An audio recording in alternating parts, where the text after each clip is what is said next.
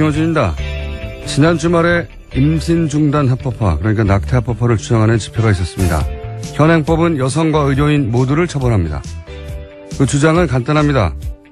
임신, 출산, 육아를 국가가 대신해주지 않는데 국가가 이 문제에 개입하는 것은 자기 결정권을 침해하는 것이다. 따지고 보면 여성이 본인만의 사유로 임신 중단을 원해도 처벌하는 건 임신한 이상 출산하라고 국가가 강제하는 거죠. 임신한 이상 출산까지 강제하려면 적어도 그 육아는 국가가 책임져 줘야 하는 거 아닌가. 그 삶을 따로 관리해 줄 것도 아니면서 출산과 생명의 신성함만 강조하는 게 오히려 무책임한 거 아닌가. 세계보건기구가 임신 중절을 여성의 기본권으로 보는 건 그래서입니다. 물론 앞으로 사회적 공론의 장에서 논의되어야 할 사안 아주 많습니다. 하지만 우리 사회는 그 사회경제적 수준에 비춰 이러한 사람의 권리에 관한 논의가 아주 오랜 시간 지체되어 왔습니다. 반세기 넘도록 지역과 북한만으로 장사할 수 있었던 우리 정치의 직무역이었습니다. 이제 사람 이야기를 할 때가 됐습니다. 김어준 생각이었습니다. 힘들지 않으세요? 비도 오고 해서요. 더 좀 처지는 것 같은데요. 처지진 않는데 저는 9개월인가 10개월 됐는데도 아침에 일어나는 게 익숙해지지가 않아요. 그건 늘 어려운 것 같습니다. 아침이 아니죠. 새벽에 일어나는 게. 특히 월요일은 더 힘든 것 같습니다. 자, 오늘 첫 번째 뉴스는요? 네, 최순실 씨 첫 선고 결과 나왔습니다. 지난주 금요일이었는데요. 최 씨는 이화여대 입시 등과 관련해서 업무방해 등 6가지 혐의를 받았습니다. 1심 법원은 징역 3년을 선고했습니다. 재판부는 최순실 씨와 이대 교수 등 피고인 9명 전원에게 유죄를 선고하면서 정유라 씨도 공범으로 적시했습니다. 첫 선고인데, 1심 선고인데, 예. 이 선고의 특이점은 정유라 씨가 공범으로 적시했다는 거죠. 네, 굉장히 눈여겨봐야 될 포인트입니다. 검찰이 정유라 씨의 영장을 재청구할지 모르겠는데, 왜냐하면 3번씩이나 재청구하는 경우는 거의 드물기 때문에 이 대목이 일종의 단서가 될 수도 있을 것 같아요. 예, 공범으로 적시했으니까. 자, 두 번째 뉴스는요? 네, 검찰이 최순실 씨가 관세청장 인사에도 개입한 사실을 확인했습니다. 지난해 5월 25일에 취임한 천홍욱 관세청장은 바로 다음 날 최순실 씨를 만났습니다. 그는 최 씨를 상석에 앉히고 식사 대접을 하면서 실망시켜드리지 않도록 최선을 다하겠다라고 말했습니다. 민간인이 관세청장 되기 쉽지 않으니 열심히 하라라는 최순실 씨 말에 화답한 건데요. 2015년 3월에 관세청 차장으로 퇴직한 천 청장은 1년 만에 청장으로 발탁되었습니다. 굉장히 특이한 뉴스예요. 이제 최근에 이 정권 대선과 정권 교체이기 때문에 이 최순실 씨 관련 뉴스들이 이제 뒤로 밀렸었는데 다시 이제 재판 진행되고 있으니까 조금씩 나오고 있습니다. 근데 특이한 뉴스인 것이 관세청장, 그러니까 퇴직한 사람이거든요. 민간인이 된 거예요. 게다가 관세청장은 기재부 출신들이 보통 가던 것이거든요. 그러니까 네. 여기서 이제 주목할 사항은 관세청장 자리라고 하는 곳에 왜 최순실 씨가 인사 개입을 했느냐. 이유죠, 이유. 예. 예를 들어 소방청장 인사에 개입했을 리는 없지 않습니까? 그것도 확인해 봐야 됩니다. 그러니까 관세청장 자리 인사 개입을 한 것은 거기에 본인이 생각하는 이권이 있었기 때문일 것이다. 이렇게 추론하는 게 합리적인데 그 이권이 뭐냐? 인사는 사실 지금 인사에 개입했다라는 기본 사실관계만 어느 정도 파괴된 것이고 거기에 왜 개입했느냐? 인사는 도구일 뿐이지 목적이 아니거든요. 예. 그러니까 왜 개입했냐가 문제겠죠. 앞으로 밝혀내야 될. 네, 이미 앞서서 인천본부 세관장도 개입했다는 사실이 드러났었거든요. 네. 그러니까 한두 인사가 아닌 거죠. 관세청에서는. 관세청에 관한 한 주요 인맥들, 주요 자리들을 최순실 씨가 개입해서 그 자리에 원하는 사람을 앉혔다는 이야기인데 이 뉴스 핵심은 왜? 이권이 뭐길래? 이게 뉴스가 나와야 진짜겠죠, 이제. 네. 다음 뉴스는요? 네, 관련해서 그런 의혹들을 좀 설명해주는 폭로들이 있는데요. 노승일 씨의 앞선 폭로입니다. 최순실 씨가 거액을 국외로 무단 반출하면서 공항에서 VIP 대접 받았다라고 밝힌 바가 있거든요. 25,000유로 정도 들고 나가면서 신고도 하지 않고 프리패스 됐다라고 밝혔습니다. 25,000유로 때문에 그랬을 것 같지는 원래 이제 만불이죠, 미화 10,000불 이상은 신고하게 되어 있는데 그 뭐 2배 반 정도 되는 액수 대략 그 정도 액수인데 한 3천만 원 3천만 원 정도 되겠군요, 환율에 따라. 그 돈 때문에 이렇게 관세청장 인사에 개입하고 뭐 인천 관세청에도 개입하고 그랬을 것 같지는 않거든요. 네. 왜 그랬을까 궁금하네요. 자, 박근혜 대통령은 여기에 대해서 모른다고 그랬겠죠? 네, 관세청장 인사가 최순실 씨 개입했냐라는 검찰의 추궁에 전혀 모르고 놀랍다라고 진술했다고 합니다. 최순실 씨가 그럼 임명장을 따로 줍니까? 말이 안 되는 거죠. 최순실 씨가 임명을 할 수는 없어요. 예, 개입을 할 수는 있지만. 저희가 확인했던 안종범 전 수석의 수첩에도 보면 관세청 인사 개입했던 부분들이 있거든요. 네. 대통령이 모른다라고 말하는 부분들이 말이 안 되는 거죠. 좀 의아하죠. 네. 그리고 최순실 씨가 안종범 씨한테 연락해가지고 이 사람을 지점장으로 하라고 연락했다는 건가요? 또 말이 안 되고 안종범 씨가 임명을 좀 하는 것도 아니에요. 또 전 수석이 대통령이 모른다는 건 이게 만약에 사실이면 만약에 박근혜 전 대통령이 이걸 몰랐다고 하면 뭐 저는 그건 말이 안 된다고 생각하지만 그럼 대통령이 따로 있었던 거죠. 완전히 실질적으로도 형식적으로도 실질적으로도. 자, 다음 뉴스는요. 네, 검찰이 정찬우 한국거래소 이사장을 상대로 본격적인 재수사에 나설 예정입니다.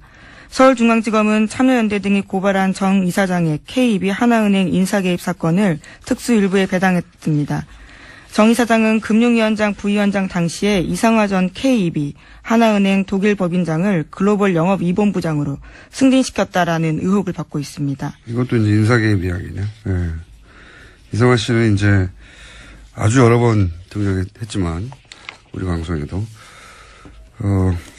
신용장을 개설해서 독일에서 대출을 쉽게 받게 해주고 돈 심부름 돈 금고직이라고 표현됐죠. 예, 최순실 씨의 독일 금고직이.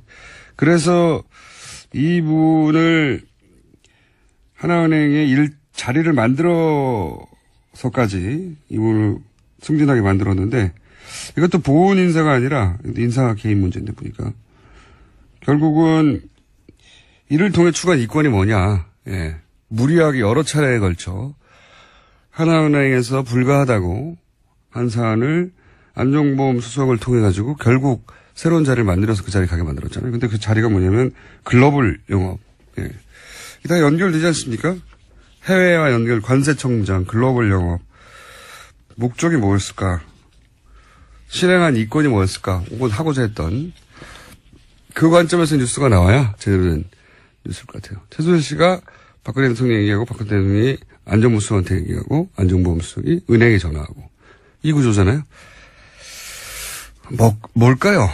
네. 워낙 말을 안 들으니까 안종범 전 수석이 화를 냈다라는 보도도 과거에 해드린 적이 있는데요. 그렇게 눈치가 없느냐, 내가 잘 되려고 하느냐라는 식의 이야기를 했다라는 거죠. 그러니까요. 해외에 돈이 오가는 일, 혹은 뭐 물자가 오가는 일, 그런 보직을 개입해서 인사 개입해서 최순실 씨가 이런 정황들이 나오고 있는 겁니다. 아마 조만간 제대로 수사가 된다면 그래서 무엇을 하려고 했다 혹은 무엇을 했다가 나오겠죠. 자, 다음 뉴스는요. 군피아가 정부의 차세대 전투기 시설 사업 수주를 위해서 로비에 대거 동원됐다라는 국군 기무사령부의 내부 문서가 공개됐습니다. 특히 이 문건은 조현천 기무사령관의 우병우 당시 청와대 민정수석에게 직보했다라는 의혹이 제기되고 있는데요. 기무사가 지난해 2월 말 3월 초 청와대 민정수석실에 보고한 문서라고 합니다. 이건 뭐 요 보고 내용 자체는 전형적인 이제 방산비리. 왜냐하면 차세대 전투기 시설 사업이잖아요. 그러니까 아마도 경납고나 또는 뭐 관련 정비소 같은 관련 시설이겠죠. 예. 그러면 이거는 이제 건설공사니까 건설업체들이 어떻게 로비했느냐 하는 문서인 것 같은데 이 뉴스 핵심은 이게, 한민구 국방장관을 거치지 않고 우병우 민정수석에게 직보됐다는 거죠? 예, 네. 기무사령관이 직보했다라는 겁니다. 이게 말이 안 되는 거란 말이죠. 예. 사드 배치 때도 그랬고, 박근혜 정부에서 이제 주무부처 건너뛰고 청와대가 직접 보고받고 부처들은 허수아비가 되고 이런 경우가 많은데, 구체적인 이제 문서가 나온 거죠. 우병우 전 민정수석에게 직보했다. 이거 말도 안 되는 거거든요. 국방부 장관은 몰라. 그런 뉴스가 나온 겁니다. 저희 이 뉴스를 한번 따로 다뤄볼 만한 가치가 있는 뉴스 같은데, 조만간 이 문서를 입수한 의원실 측에 연결해서. 네, 김혜영 더불어민주당 의원실입니다. 네, 구체적으로 따져보겠습니다. 다음 뉴스는요. 문재인 정부 출범 직후에 서울중앙지검이 첫 본격 수사 대상으로 갑질 논란을 일으켰던 미스터피자를 선택했습니다. 서울중앙지검 공정거래조사부는 지난 21일 미스터피자 본사인 MP그룹과 치즈를 공급하는 관계사 2곳을 압수수색했습니다. 과거에는 이제 이 정치권과 연계된 수사들, 이게 이제 뭐랄까요, 첫 번째 타겟이거나 아니면은 이제 상징적인 사건으로 다뤘었는데, 이 사건은 그러니까 일종의 생활형이에요. 내용을 들여다보면 뭐냐면은 이제 가맹점, 예. 가맹점에 가맹점주들은 기본적으로 생활인들이죠. 예. 갑을 관계에서 을이라고 볼 수 예. 있죠. 을을 괴롭힌 프랜차이즈를 제대로 수사 한번 해보겠다는 거잖아요. 이런 수사들은 할 수는 있지만 과거에는 뭐 크게 큰 성과로 인정받지, 검찰의 실력을 인정받는 사건이 아니었기 때문에 이런 사건이 첫 번째 수사 타깃이 되지는 않았었거든요. 그러니까 앞으로 윤석열 지검장이 타겟팅하는 비리가 어떤 것인지 이제 드러내는 상징적인 사건이죠. 예, 수사 결과는 앞으로 기대해 보겠습니다. 많은 특징이 바로 정치형이 아니라 생활형이다. 제가 보기에는. 네, 회장 자서전 대량으로 강매하라고 하고 비자금 조성 이런 것들이 있었다라고 합니다. 어떤 의미에서는 김상조 공정이 을의 권리를 되찾는 그런 방향성과도 맞아떨어지는 수사 방향인 것 같아요. 예. 그렇게까지 연결될 건지는 좀 두고 봐야 알겠습니다만 현재 타겟은 그렇습니다. 예. 색다르네요. 다음 뉴스는요. 네, 미국이 사드 연내 배치 요구했는데 우리 정부가 얼버무렸다라는 식으로 아사히 신문이 보도했습니다. 청와대는 명백한 오보라면서 유감이라는 말까지 했습니다. 요즘 이 외신 중에 이제 일본발이나 일본과 가까운 미국 싱크탱크 관계자들의 발언, 이거 굉장히 많이 보도돼요. 네. 몇 번 다뤘었는데, 뉴스를 보자마자 이제 생각나는 게, 왜냐면 일단 사드 관련해서는 일본은 하루빨리 배치하라는 게 일본 정부의 입장이거든요. 왜냐면 그 레이더에서 오는 정보를 원하니까, 일본에서는. 네. 근데 일본의 이해가 담긴 기사들이 요즘 일본의 이해가 담긴 건 줄 모른 체 혹은 알면서도 외면한 채 나오는 기사들이 많은데, 미국 싱크탱크 얘기를 좀만 더 하면, 제가 지난주에 여기 꽂혔어요. 그, 싱크탱크나 아시아 담당 관료들이 일본에 의해서 어떻게 관리되는지, 어떻게 일본의 이해가 그 사람들을 통해서 반영되는지 우리가 알아야 해요. 왜, 대표적인 예를 들어볼까요? 그, 미국의 NSC 아시아 담당 보좌관, 매튜 포틴저라고 있어요. 지금 현재. 얼마 전에 한국 갔다 왔고, 이제 우리나라에 왔다 가면서 남긴 기사 제목은 한국의 민주주의가 질투난다. 기억나세요? 예, 네, 그 사람입니다. 아시아 정책을 결정하는데 중요한 사람이죠. 근데 이 양반이 얼마 전에 일본 외교부죠. 그, 외무성의 부대신 소노우라 겐타로. 이 사람에 의해서 이름이 언급된 적이 있어요. 이 푸틴저거. 한국에 관한 얘기를 하면서 푸틴저 얘기를 한 적이 있는데, 무슨 얘기했냐면, 위안부 합의가 불가역적이다. 바꿀 수 없다는 거죠. 일본은 합의대로 하고 있다. 이런 말을 겐타라고 했는데, 그러면서 푸틴저도 그러한 위안부 합의에 대해서 잘 이해하고 있다. 한마디로 말해서 이 위안부 합의에 관해서 현 아시아 담당이 일본 편이다. 이런 얘기를 한 거거든요.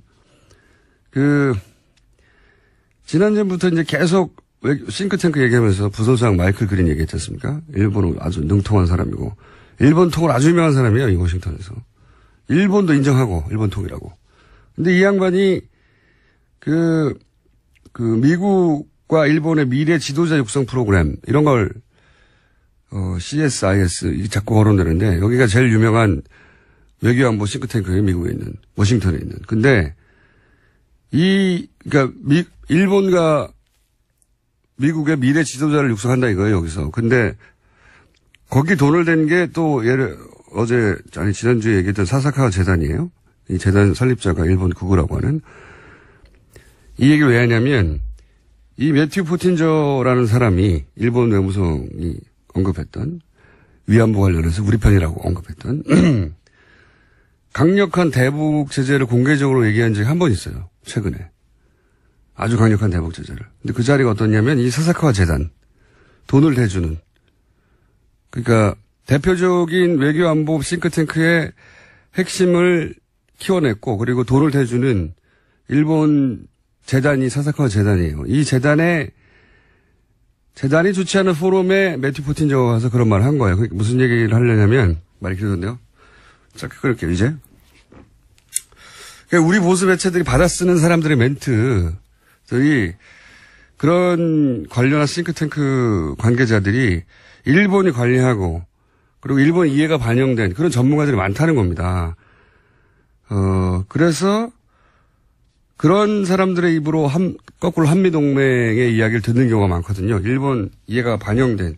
생각해보면 되게 심각한 거예요. 일본은 이런 미국 싱크탱크를 관리한 지 오래됐어요. 아주. 오래됐고. 예를 들어서 이런 사사카와 민간재단이거든요. 민간재단이 쓰는 돈이 우리 외교부가 쓰는 돈이 100배가 넘어요. 이런 데 관리하는데, 제가 알기로는. 우리도 이걸 해야 한다. 이 얘기를 하려고 하는 겁니다. 예산 좀 많이 들여서, 이런, 장기 계획 수립해서, 예산 대폭 증액해서, 인력도 대폭 증원해서, 이런 싱크탱크 혹은 관료들에 대한 접촉면도 늘리고, 프로그램도 가동해야 한다. 이런 얘기를, 저는 기동량 수준이지만 전문가들 모시고 조만간에 좀 다뤄보겠습니다. 이거 굉장히 중요한 내용이거든요. 우리 보수가 맨날 한미동맹 하는데 그 한미동맹에 관해 거론한 전문가가 실제 일본의 이해를 반영하는 사람이 많다는 거예요. 네. 그리고 그냥 우리는 그냥 그 입만 쳐다보고 있는 경우도 많고. 자, 갑자기 생각이 나서 최근에 한미동맹 워싱턴발 기사들이 많이 쏟아지는데 그 워싱턴발 기사들에 거론되는 전문가들이라고 하는 것이 우리 이해를 반영하는 사람들이 그러니까 적어도 우리 이해를 반영할 필요는 없는데 미국의 이해를 충실하면 되는 거죠. 그들은 미국 관련이니까. 근데 그분들이 그렇게 말하는 사람들이 일본과 굉장히 밀접한 관계가 있거나 활동을 해왔던 사람들인 경우가 많은데 이렇게 그냥 둘 수는 없다. 우리 보수가 이런 걸 놓치고 있었어요. 오랫동안. 한미동맹 이야기만 하고. 이야기가 길었습니다. 자, 제목 하나 정도 더 읽을 시간이 있습니다. 네, 서훈 원장의 국정원장이요. 이 핵심 실장 두 자리를 외부 전문가로 영입했다라는 보도도 있습니다. 핵심 실장 두 사람을? 예, 이례적이고요. 처음 있는 일이라고 합니다. 좀 국내 파트를 없애고 이제 해외, 북한 이 부분을 강화한다고 했으니까 그 부분에 민간 전문가가 발탁됐나 보죠? 예, 그렇습니다. 해외 정부와 북한 파트 책임자를 외부 민간 전문가로 들였다라는 겁니다. 국정원은 워낙 폐쇄적인 집단이라 국정원 출신으로부터 저희가 모시고 저희 방송에서 한번 다뤄봐야 되겠네요. 이게 어떤 의미가 있는 건지. 예, 해외 정보실장, 북한 실장입니다. 예, 국내 파트가 정말로 없어질 건지도 없어진다고 우선 그렇게 선언을 했습니다. 예, 없어졌다고요. 선언을 했고 예. 지금 거기까지 가는 중간 단계인 거겠죠. 네, 워낙 큰 조직이니까. 자, 오늘은 여기까지 하겠습니다. 지금까지 시사인의 김은지였습니다. 감사합니다. 시의 영장이 두 차례 기각됐습니다. 일각에서는 정유라 씨 영장 기각에 대해서 불만이 있는데요. 최순실 게이트 취재를 오랫동안 해왔던 시사인 주진우 기자 연결해서 이 기각권 후속 취재 이야기 들어보겠습니다. 자, 안녕하십니까? 안녕하십니까? 최순실 씨 관련 취재를 오래전부터 해왔고, 그리고 예를 들면 정유라 씨 출산 사실도 언론 보도 훨씬 이전부터 파악하고 있었던 걸로 저는 알고 있는데, 최순실 씨 관련 취재는 언제부터 했습니까? 2007년, 8년 유경재단 폭력 사건이 있었는데요. 그 배후에도 최순실이 있다고 봤습니다. 그때부터 시작했습니다. 최순실 친구를 만났고요. 최순득 씨 친구, 장시호 씨 친구를 그때 만나기 시작했습니다. 정유라 씨가 성악을 하다가 승마로 주종목을 바꿨는데요. 그때 봤습니다. 그래서 남자친구를 만나서 가출했을 때 그 주변에서 지켜보기 시작했습니다. 최순실 씨의 존재를 인지하게 된 거는 2007년, 2008년 정도부터고, 정유라 씨는 어린 시절부터 가까이 지켜봤다는 거죠, 말하자면. 네. 자, 그런데 이제 정유라 씨의 존재는 이제 최근에 언론에 알려지게 되면서, 최근 언론 보도는 이제 정유라 씨가 사실, 이 게이트 관련 사실관계에 대해서는 거의 모르고 어리숙하고, 그런 식으로 알려져 왔어요. 가까이서 취재해서 오랫동안 지켜본 정유라 씨는 어떤 사람인가요? 천방지축의 자기 멋대로입니다. 그래서 엄마와 욕설을 해가면서 싸우기도 할 정도니까 좀 상식에선 벗어나는 친구죠. 왕따였고요, 학교 다닐 때. 공부는 못했어요. 그리고 얼굴 컴플렉스가 하도 심해서 고등학교 때부터 큰 성형수술을 받을 정도였습니다. 엄마하고 싸워가면서. 그런데 머리는 아주 영악하다고 봅니다. 특별히 최근에 법적인 대비는 매우 잘 돼 있었습니다. 거짓말과 묵비권으로 검찰을 거의 무력화시켜가지고 거의 완벽한 대답을 내놨어요. 특별히 이재용 그 삼성 부회장 구속영장 기각에 대해서 정유라 씨가 직접 편지를 써서 기각 사유를 물어봅니다. 그래서 기각 사유가 코어 스포츠하고 관련됐으면 좋겠다고 그 자료를 모을 정도로 영화 준비가 돼 있었고요. 그리고 말 관련된 게 발각될까봐, 검찰에 발각될까봐 말을 블라디미르로 바꾸라고 말 세탁을 조언하고 직접 지시한 사람도 정유라 씨였습니다. 아, 그래요? 우리 언론에 말 세탁으로 알려진 내용이 정유라 씨의 아이디어에 시작된 겁니까? 네네. 정유라의 작품입니다. 어허. 자, 그렇다면 이번에 검찰이 정유라 씨 영장을 2번을 청구했었는데 그 영장 청구에 영장에 기재된 내용이 뭡니까? 가장 중요한 부분은 그 이대 부정입 시와 관련된 업무 방해가 컸고요. 그다음에 네. 범죄 수익을 은닉했다. 도피 자금을 썼던 부분이 추가돼 있었습니다. 범죄 그 수익을 은닉한 혐의는 작았고요. 업무 방해가 좀 컸는데 그게 업무 방해, 그 공무원들의 공무 집행을 방해했다는 그런 혐의였습니다. 최근에 이제 1심 판결이 공법으로 났으니까 네. 재청구의 가능성이 조금 생긴 것 같긴 한데 그런데 이제 그렇습니다. 이번에 영장을 기각하신 그 판사가 고영태 씨는 영장을 발부를 했어요. 그래서 네네. 비교하기가 좋을 것 같아서 고영태 씨의 발부 그리고 정유라 씨의 기각 이걸 딱 같은 선상에 놓고 비교하기가 좋을 것 같아서 제가 이제 이 사례를 여쭤보는데 고영태 씨가 영장이 발부됐었는데 그때 같은 판사가 영장을 발부한 사유는 뭐였습니까? 그때는 알선수재였습니다. 그러니까 인천 세관의 어떤 직원의 승진을 도와줬다는 이유로 다른 사람한테 돈을 받아요. 그 승진한 사람한테 받은 게 아니라. 그리고 그 돈을 받아서 최순실과 박근혜 대통령한테 영향을 미쳤다는 알선수재예요. 그게 그 사건이. 그러니까 고영태 씨가 승진을 도와준 사람이 아니라 승진을 도와준 사람 아닌 다른 사람에게 돈을 받아서 그 돈을 받은 것으로 최순실 씨와 박근혜 전 대통령의 인사에 영향을 미쳤다. 이게 혐의예요? 네, 그렇습니다. 굉장히 복잡하죠. 그런데 이 사건 관련자 5명, 6명 가운데 처벌받은 사람은 고영태뿐입니다. 그런데 이 알선수재는 무죄 가능성이 크고요. 유죄가 나와도 집행유예 사안입니다. 그리고 다른 건 같은 경우는 경찰에서 이미 수사해서 무혐의한 거를 함께 기소했습니다. 그런데 발부된 사연은 뭡니까 그러면? 가장 중요한 부분은 증거인멸, 도주 우려와 증거인멸 우려가 있다는 건데요. 고영태는 검찰 수사를 도운 인물입니다. 30번 이상 검찰이 불렀을 때 가서 수사를 도왔고요. 주말에 전화를 몇 통 안 받았다고 구속영장이 청구됐어요.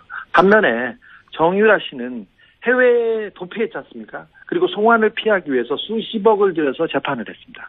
그리고 망명까지 하려고 했던 인물입니다. 그런데 같은 판사님께서 정유라는 도주 우려가 없다고 하고 고영태는 도주 우려가 있다는 이유로 영장을 발부하고 기각했습니다. 그러니까 고영태 씨 경우에 정리를 하자면 외국에 스스로 귀국해서 검찰 수사를 30여 차례 받았죠. 그리고 추석 명절 때도 검찰이 부르지 않았는데 자신이 자료를 들고 와서 사건을 밝히기도 한 게 바로 미얀마 건입니다. 예. 네. 그리고 도주 우려라고 하는데 이제 휴일날 몇 시간 정도 연락이 안 됐다. 이런 사연인 거죠. 예. 예. 그런데 도주 우려로 구속영장이 발부됐고 정유라 씨 같은 경우에는 직접 2억 원 이상 뇌물로 생각되는 범죄 수익을 수령한 거 아니겠어요? 그리고 그렇죠. 20억이죠 최소.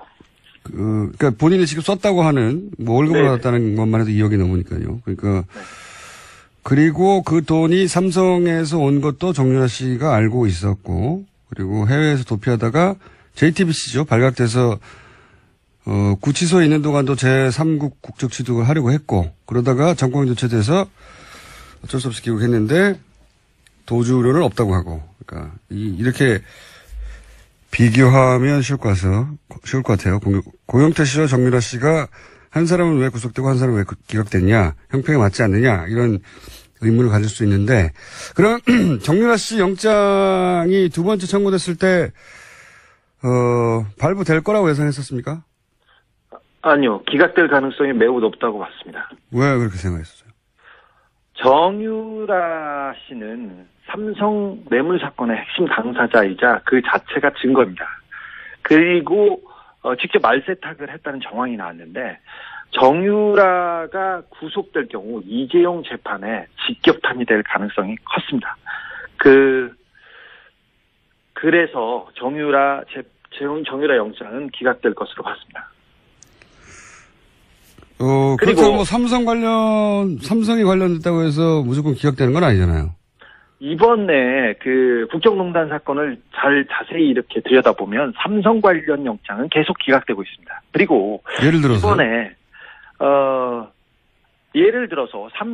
승마협회 회장으로 독일로 날아가서 정유라를 직접 지원했던 박상진 사장 있지 않습니까? 이 사건을 모두 다 알고 있는 박상진 사장이 삼성전자 영장이 기각됐고요. 그다음에 이재용 부회장 주변에 통화 내용 수사를 위해서 통신영장이 청구됐었는데 거의 대부분 기각됐습니다.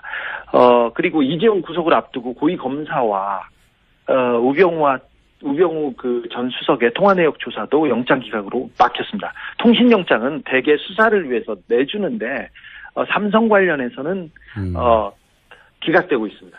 이재용 부회장만 구속이 됐을 뿐 관련자들이나 혹은 통화 내용은 계속 기각되어 왔다. 삼성 관련은. 네, 그렇습니다. 그래서 삼성 관련 집행들이 잘 안 되고 있어 왔기 때문에 정유라 씨는 삼성의 뇌물을 수수한 직접 당사자라서 영장이 발부되기 어렵지 않겠냐 예상했었다. 네, 그리고 이번에 영장 판사가 판사의 동생이 삼성 관계사에서 고위직으로 있었습니다. 그것도 변수 중에 하나라고 저는 보고 있습니다. 아, 그래요? 예. 근데 삼성이 워낙 큰 회사라서 많은 사람들이 근무하기 때문에 삼성의 동생이 일하고 있다는 것만으로도 직접 관련성을 찾기 어렵지 않습니까? 그런데 그 동생이 삼성전자 전략기획실에서 이재용 재판을 담당하는데 대비하는데 핵심 역할을 하고 있습니다. 그리고 삼성이 지금 전방위로 뛰고 있는데 거기에 컨트롤 타워에 이 영장 판사의 동생이 있습니다. 그거는 의심해 볼 만하네요. 네. 아하. 지금 그러니까 두 번째 영장을 기각한 판사의 동생이 하필 삼성전자에 하필 전략기획팀에 하필 이재용 부회장 사건을 담당하는 부서에 있다는 거죠? 그렇습니다. 그래서 이재용 재판, 그러니까 삼성 재판의 핵심 당사자를 삼성과 관련 있는 사람의 형이 판결을 한다, 재판을 한다, 이게 좀 이해가 되지 않는데 그래서 공보판사 법원에 물어봤습니다. 그런데 워낙 광범위한 사건이고 그렇게 또 영향을 미치거나 그러진 않을 거라고 이렇게 원론적인 대답을 내놨습니다. 의심을 가질 만한 연결고리긴 하네요. 하필이면 그 해당 회사의 해당 부처의 해당 업무 관련자라면 동생이 그렇다는 얘기는 또 처음 들어보네요. 알겠습니다. 그럼 만약에 이제 지금 전체적인 의구심은 정유라 씨가 영장이 발부되지 않았던 것은 이것이 하필이면 정유라 씨 구속이 이재용 부회장 뇌물죄 입증에 굉장히 중요한 역할을 할 것이기 때문이다. 할 것이기 때문이다. 이렇게 해석한 거잖아요. 그럼 만약에 정유라 씨가 실제 구속이 된다면 이재용 부회장 뇌물죄 입증이 훨씬 용이해지는 겁니까? 그렇습니다. 하필이면 삼성이 정유라 씨 영장과 관련된 그 즈음에 언론 플레이를 가장 세게 합니다. 이번에 영장 실질 심사를 앞두고도 정유라한테 지원한 말을 삼성이 지원했다는 말을 독일에서 가지고 들어왔어요. 그래서 삼성 말이 맞다. 그리고 정유라는 관련이 없다. 이런 얘기를 계속해서 플레이를 직접 삼성이 나와서 했습니다. 그래서 정유라 씨의 영장 기각을 가족뿐만 아니라 삼성 측에서 굉장히 즐거워했습니다. 그때 한 고비를 넘었다고 이렇게 봤습니다. 그래서 이 부분이 계속해서 가장 중요한 정유라 구속이 가장 중요한 삼성 재판의 단서로 작용될 것으로 봅니다. 삼성 측에서 정유라 영장 기각을 내부적으로는 반가워했다. 네, 그렇습니다. 여기를 위해서 저는 언론 플레이를 계속 나섰다고 보고 있습니다. 알겠습니다. 오늘 여기까지 듣겠습니다. 이 추가 취재를 계속 하고 있는 걸로 아는데 네. 조만간 다시 한번 연결하겠습니다. 오늘 말씀 감사합니다. 네. 인터뷰만 하면 저는 어색해요. 자, 두 번째 인터뷰입니다. MBC에서 예능 프로를 만드는 PD들, MBC 예능 프로는 유명하죠. 그 PD들이 나서서 김잠겸 MBC 사장의 퇴진을 요구했습니다. 그러면서 공동성명을 발표했는데 이 공동성명 자체가 화제입니다. 성명 제목이 이제 그만 웃기고 회사를 떠나라 인데, 자, 웹툰으로 MBC를 비판했다가 그래서 해고됐다가 다시 소속을 통해 복직한 분입니다. MBC 예능국의 권성민 PD 전화 연결됐습니다. 안녕하세요. 네, 안녕하세요. 자, 예능 PD들 단위로 성명서를 발표했어요. 노조가 아니라. 이렇게 따로 예능 PD들이 모여서 성명서를 발표한 이유가 뭡니까? 지금 저희 예능 PD 말고도 이제 사실 거의 대부분의 직군들이 다 이제 나서서 성명을 발표하고 있는데요. 예. 직군별로 이렇게 하는 이유가 뭐냐 이거죠? 네, 그러니까 방송사란 조직 자체가 워낙 조직이 다르면 완전히 다른 회사를 다니고 있는 것처럼 느껴질 정도로 되게 다양성이 많은데, 그래서 그만큼 저희가 경험하는 회사의 탄압이나 이런 상황들에 대해서도 좀 많이 다르고요. 근데 이제 노조라는 단일 창구로 통해서 이렇게 얘기를 하면 그런 다양성들이 많이 희석이 되잖아요. 그래서 그렇죠. 아하. 예, 저희들이 좀 자발적으로 우리 얘기들을 좀 했으면 좋겠다라는 공감대들이 많이 지금 형성이 돼서 그렇게 지금 이어지고 있습니다. 알겠습니다. 저도 이제 성명서를 봤는데 성명서 같지가 않더라고요. 재밌어요. 짧고 재밌는데, 예능 PD라 역시, 성명서도 색다르다 했는데, 내용을 잠깐 읽어보면, 사람들 웃기는 방송 만들려고 예능 PD가 됐는데, 회사가 그거 만들려고 뽑아놓고 자기들이, 회사가 정작 웃기는 짓을 다 하고 있다. 이제 그만 웃기고 회사를 떠나라. 이런 성명서는 어떻게 만들게 된 겁니까? 예능 PD들이 모여서 머리를 모은 건가요? 아니면 한 사람이 만든 겁니까? 평소에 저희들끼리도 참 얘기 많이 하기도 하고요. 회사 바깥에서도 사실 많이 얘기하잖아요. MBC 뉴스가 망가진 걸 보면서 뭐 유명한 것들 많이 있지 않습니까? 왜 비 오는 날은 소세지 빵이라든지 뭐 알통 크기가 굵을수록 보수성에 강하다든지 뭐 이런 거 보면서 저희도 진짜 뉴스 예능 다 한다, 그런 얘기 평소에 그냥 워낙 많이 하고 있어서. 예능 PD들이 뉴스 보면서 뉴스가 예능을 다 하고 있다. 네, 이제 좀 쪽팔린다, 이런 얘기도 많이 하고. 그래서 워낙 저희들이 뭐 일상적으로 하던 얘기라서 사실 엄청 새로운 발상은 아니었고요. 그래서 성명서라고 해서 이제 엄청 꼭 비장하기보다는 이제 좀 이렇게 너무 블랙 코미디 같은 이런 상황에 대해서 짚어주는 게 또 예능 PD들 답은 성명서가 될 수 있지 않을까 해서 이제 이런. 알겠습니다. 많이 했죠. 네. 자, 그러면 예능 PD들은 사측에 어떤 문제를 피부로 느끼고 있나요? 물론 이제 MBC 말고도 전 정권 하에서 거의 대부분의 이제 방송사들이 비슷한 경험을 했을 텐데요. 표창원 의원이나 아니면 이승환 씨나 이렇게 좀 정치적으로 이슈가 됐던 출연자들을 쓰는 거는 이제 거의 불가능했고요. 지금처럼 김어준 씨 같은 분도 MBC에서는 절대 쓸 수 없는 사람 중에 한 분이죠. 근데 뭐 이런 거 이제 사실은 MBC뿐만 아니라 다들 비슷한 상황이었을 거고, MBC 같은 경우에는 저희 사내 아나운서들 같은 경우에도 사내에서 저희가 아나운서를 캐스팅하려고 해도 파업에 적극적으로 참여했던 아나운서들은 절대 방송에 나가지 못하게 많이 해놨거든요. 사내 아나운서, 사내 직원들조차. 네, 그렇죠. 그러니까 저희가 뭐 이런 아나운서가 우리 방송에 적절하고 필요할 것 같다라고 얘기를 해도 다른 이름으로 이제 와요, 항상. 그동안 뭐 이제 엄청 유명했던 간판급 아나운서들, MBC 아나운서들 되게 많이 나갔는데, 다 이런 이유고, 나가신 분들 같은 경우에는 뭐 저희가 예능 화면에서 뉴스 보도 자료 사진 같은 걸로 쓰려고 해도 그것도 못 쓰게 하고. 그래서 뭐 그런 섭외 간섭 되게 일상화되어 있고요. 그다음에 실질적으로 제작비 같은 것도 굉장히 많이 압박을 심하게 하는데, 진짜 타사 예능 프로그램 제작비에 비하면 저희가 정말 말할 수 없는 숫자를 가지고 계속 제작을 하고 있거든요. 그래서 하도 압박이 심해가지고 뭐 저희는 이제 코디 하나 줄이고 카메라 하나 안 쓰고 이러면 뭐 10만 원, 15만 원씩 아껴요. 근데 그러고 있는데 저희가 이제 임원들은 뭐 성과급 파티하고 뭐 이제 연봉 인상했다 이런 얘기 들으면 이제 되게 어이가 없고 화가 많이 나죠. 아니 뭐 정치적 성향을 가진 혹은 노조 활동을 했던 이런 분들의 출연을 막는 것은 그나마 이해가 가는데 예능 예산을 줄이는 이유는 뭡니까?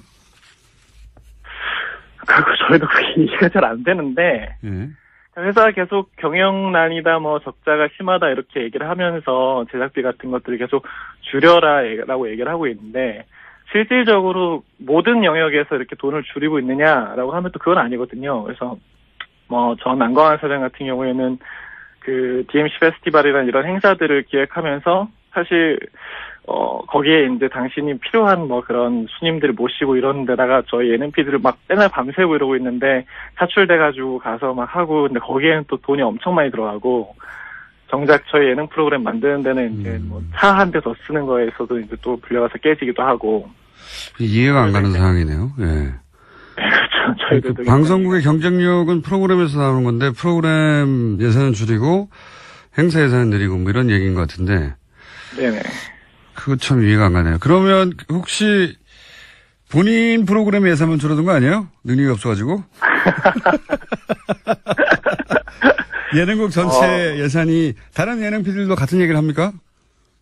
그럼요. 그리고 이상하네. 사실은 뭐 전반적으로 예산이 작은 것도 그렇지만 정말 뭐 이름을 얘기하기에 그렇지만 정말 돈을 잘 벌어오는 몇몇 예능 프로그램들이 있잖아요. 근데 예, 무한도전이요? 그런 프로그램에서도 뭐 똑같이 예, 그런 프로그램에서도 똑같이 계속 뭐 차 한 대 먹는 거 뭐 MBC를 대표하는 무한도전 같은 프로그램도 예산이 줄어요?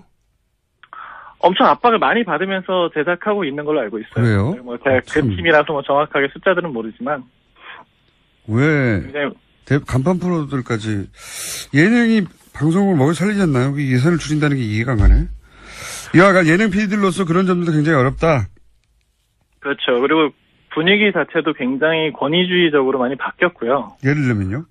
그러니까 뭐 저는 이제 사실은 되게 안 좋아지기 시작했을 때부터 일을 시작해가지고 저희한테는 되게 전설 같은 얘기지만 MBC가 엄청 좋았던 호 시절에는 이게 막 상향식 의사결정 구조가 엄청 활발했던 회사다. 밑에서부터 의견이 올라와서 결정되는 게 많았다. 뭐 이렇게 마음에 안 들면 PD가 이렇게 국장하고 싸워서 의견 표출할 수 있었다. 뭐 이런 얘기들이 막 전설처럼 들려오는데 지금은 까라면 까야 되고 네. 말 안 들으면 뭐 갑자기 프로그램 뺏기고 그냥 엉뚱한 그냥 프로그램 없이 책상을 지키고 앉아야 됐어야 되는 일도 많고 물론 보도국이나 이런 데서는 막 스케이트장도 보내고 뭐 저기 수원으로 영업부서로 막 쫓아내고 이런 일도 많죠. 예능은 그 정도까지는 아닌데 당장 그냥 프로그램 안 맡기고 그냥 예능국 책상에 앉아있게 하는 경우가 되게 생각보다 많은 거죠. 그래서 뭐 권위주의로 따지면 예능뿐만 아니라 뭐 임원들한테 인사 제대로 안 한다고 까이는 건 굉장히 비일비재한 일이고 네, 군대도 아니고 예능 기획안 프로그램 같은 거 프레젠테이션 할 때 내용이 아니라 뭐 임원들 앞에서 좀 자세가 불량했다. 옷차림이 그게 뭐냐. 옷차림. 뭐 이런 걸로 이제 여기서는 되게 그런 분위기를 되게 좋아하시는 것 같아요. 이게 회사가 이래야 회사지 뭐 이런 분위기가. 지금 경영진들이 그렇다. 예. 네네 그렇죠. 알겠습니다. 근데 그래서 지금 예능을 비롯하여 MBC 노조의 각 직군별로 사내 구성원들이 사장 퇴진을 요구하는 목소리가 나오고 있다고 하는데 사장 퇴진을 요구하는 이유를 예능 PD 차원에서 설명하면 어떻습니까? 예능 PD 차원에서라기보다도 일단 지금 MBC 상황 전체가 굉장히 많이 망가져 있잖아요. 예. 네, 이제 얼마 전에 사장으로 취임한 김장겸 사장 같은 경우에는 사실은 MBC가 이렇게 많이 망가지게 된 사실은 거의 근본적인 사람이거든요. 그러니까 이명박 정권 때 본격적으로 MBC 장악을 시작했을 때 사실 뉴스에서부터 시작을 한 거잖아요. 근데 이제 그때 그분이 정치부장이었거든요. 그래서 정치 관련된 뉴스들에 대해서 정권의 좀 비판적인 뉴스들은 이제 다 까내리고 뭐 그런 식으로 해서 이제 보도국장이 되고 쭉쭉쭉 올라와서 보도를 쭉 점령했다. 그래서 제일 유명했던 건 저희 세월호 보도 때 유가족들 보고 깡패라고 불렀던 분이시죠. 이제 그분이 사장이 되셨으니. 자, 그러면 저희가 시간이 네네. 1분밖에 안 남아서 그럼 MBC 구성원이 바라는 뭐 MBC 뉴스데스크에 대한 자괴감도 있을 것이고 이명박 박근혜 정부를 거치면서 MBC 내부 구성원들이 느낀 좌절감도 있었을 텐데 MBC 구성원이 원하는 해법은 뭡니까? 어떻게 해결되기를 바랍니까? 1분 내에 설명해 주세요.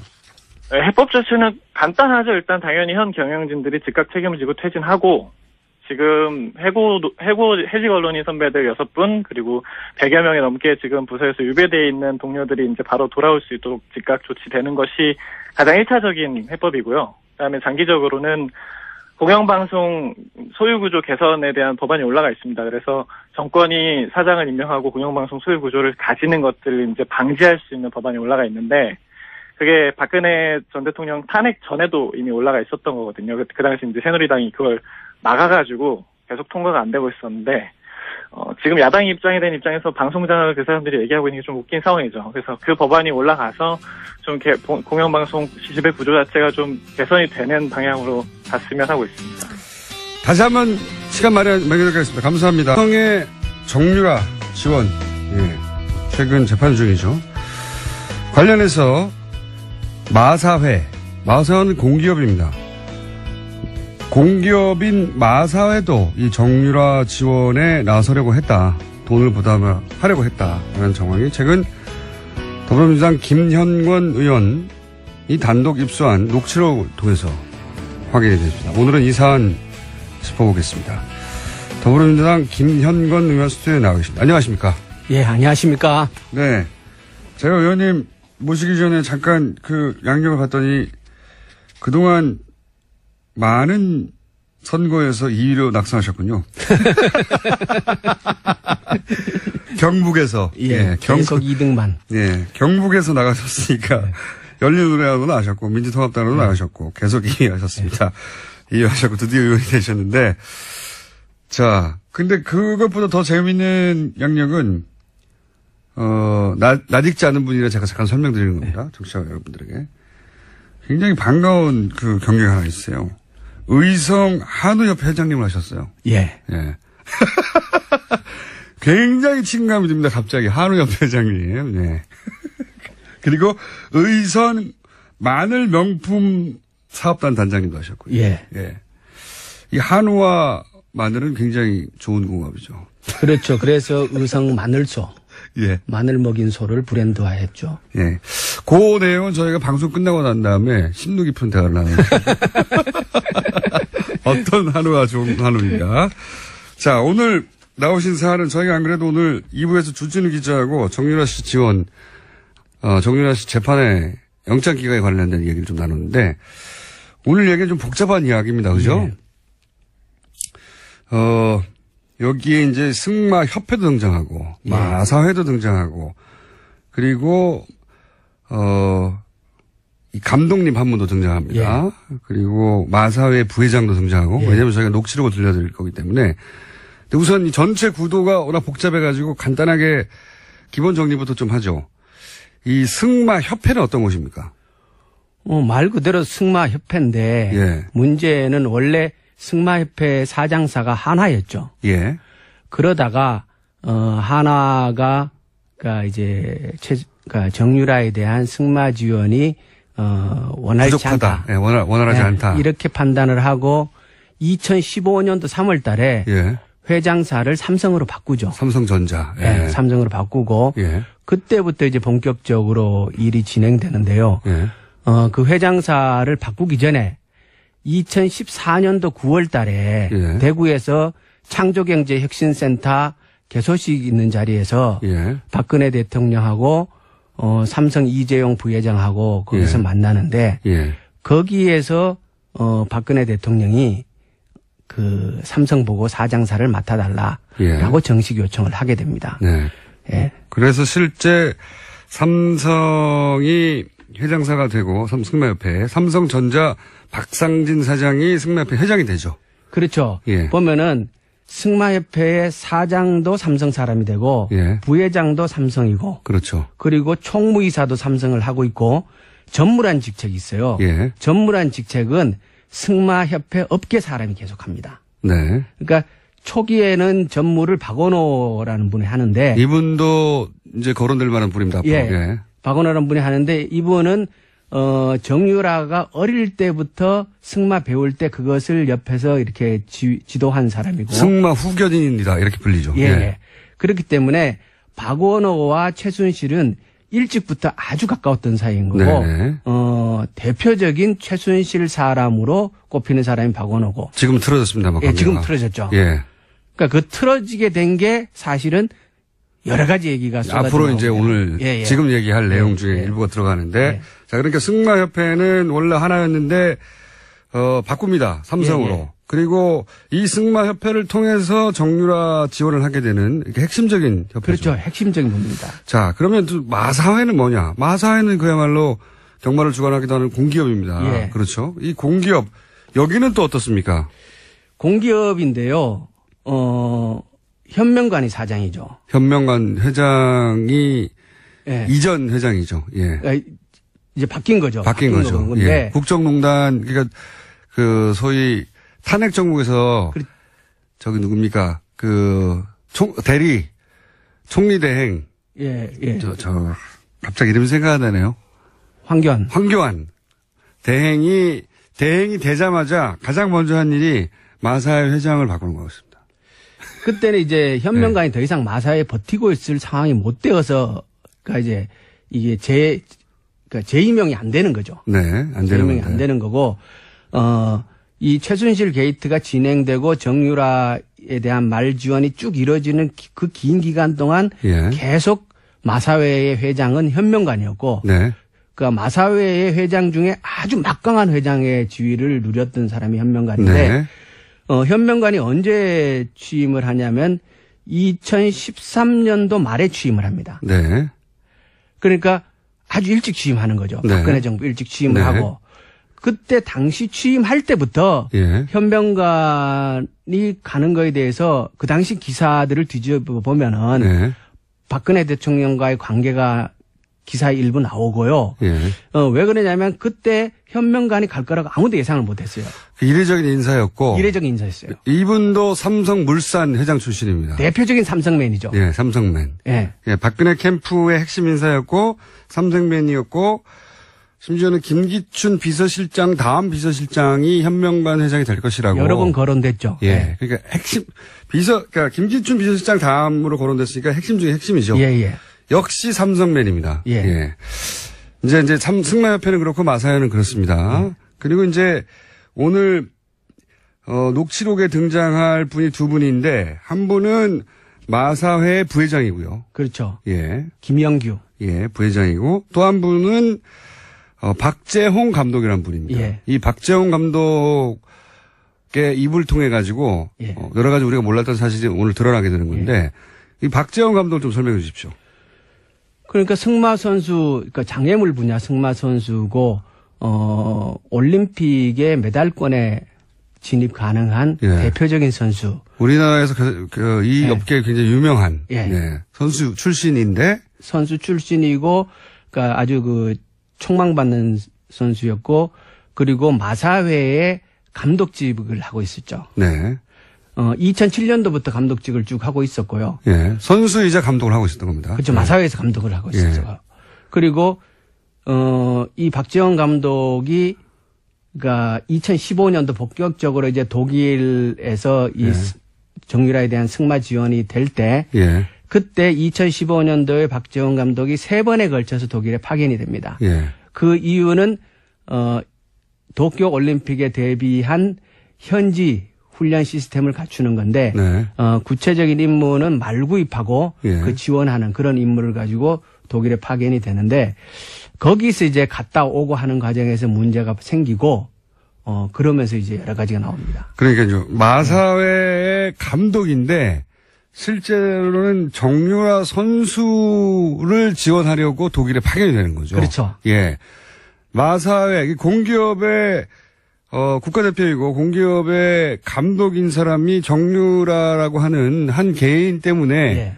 독일로 파견이 되는 겁니다. 그렇죠. 근데 파견이 돼서 일을 잘 하고 돌아온 게 아니라 중간에 또 그냥 역시 돌아와 버려요. 예, 중간에 관계가 깨집니다. 예. 깨지고 아까 이제 박원호 전무가 관계가 깨지듯이 그렇죠. 비슷한 시점에 이분도 관계가 깨집니다. 그러니까 박원호 그러니까 전무하고 박재홍 감독하고는 네. 서로 사전에 잘 알고 있는 사이죠. 그렇겠죠, 당연히. 예. 그러니까 박재홍 감독이 박원호 전무를 형이라고 생각할 정도로 이렇게 신뢰하는 네. 그런 사이라고 얘기를 해요.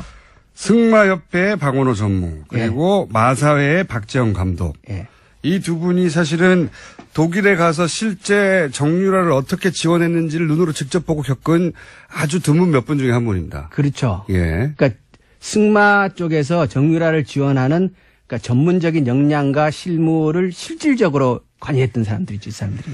자, 이렇게 기본 지식이고요. 이 기본 지식을 알아야, 기본 지식 설명하는데 지금 5분 지나갔습니다. 기본 지식을 알아야, 이 사건 전체의 그림을 좀 그릴 수가 있거든요. 그래서. 자, 그런데 이제 이번에 입수한 게, 마사회 감독이자 독일에 가서 정유라 씨 개인을 지원하러 간 이 박재홍 감독이, 돌아오고 나서 마사회의 부회장과 통화한 내용을 이제 앞으로 지금 소개하려고 하는데, 예. 기본적으로, 어떤 대화 내용이 있는 겁니까, 이 안에? 그러니까 이게 전화 통화 내역이 한 30분 되는데요. 네. 그때 이제 박재홍 감독이 독일에 갔다가 일방적으로 돌아와요. 예. 돌아오고 나서, 심할서라는 거를 쓰게 되는데. 심할서를. 그러니까 이 심할서가 왜 중요하냐면 처음에 이제 2015년도 그 얘기들이 언론에 부분적으로 거론되고 저희들한테도 여러 가지 이 정보들이 들어오는데 계속 얘기들은 들어오는데 그와 관련해서 이것이 진실이다라는 것을 입증할 수 있는 뭔가가 없었던 거예요. 구체적 물증이 없었는데. 구체적 물증이.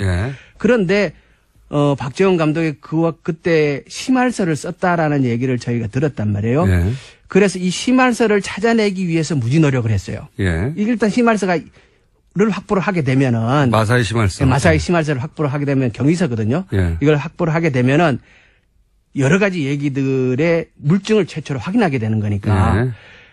그런데 그 어려운 과정을 거쳤지만 결국 그걸 확보를 해요, 저희가. 그러니까 경위서를 확보를 해서. 경위서를 확보하셨고. 그거를 공개를 하게 되는데.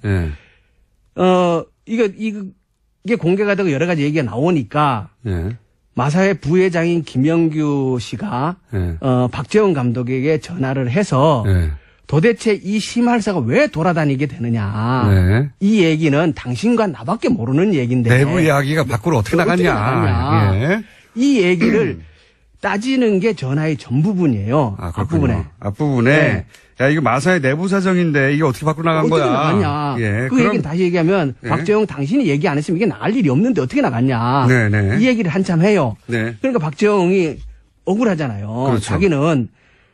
그래서 박재홍이 무슨 얘기를 하냐 그러면 내가 독일에 가서 일을 진행을 하다가 이게 잘못 들어가고 있다는 판단을 해서 판을 깨고 돌아왔다. 그랬기 때문에 마사회가 최순실한테 60억이라는 돈을 결국 안 주게 된 거다. 그러니까 이게 내공이다는 거죠. 내가 판을 깨고 돌아왔기 때문에 마사회가 더 이상 어려운 지경에 빠지지 않았다라고 얘기를 하는데 그 얘기를 받고 김영규 부회장이 그 60억이라는 돈이 나오니까 아니다 60억이 아니고 맨 처음에는 650억을 내놓으라 그런 거다. 그러면서 이제 이 승마협회가 그렇죠.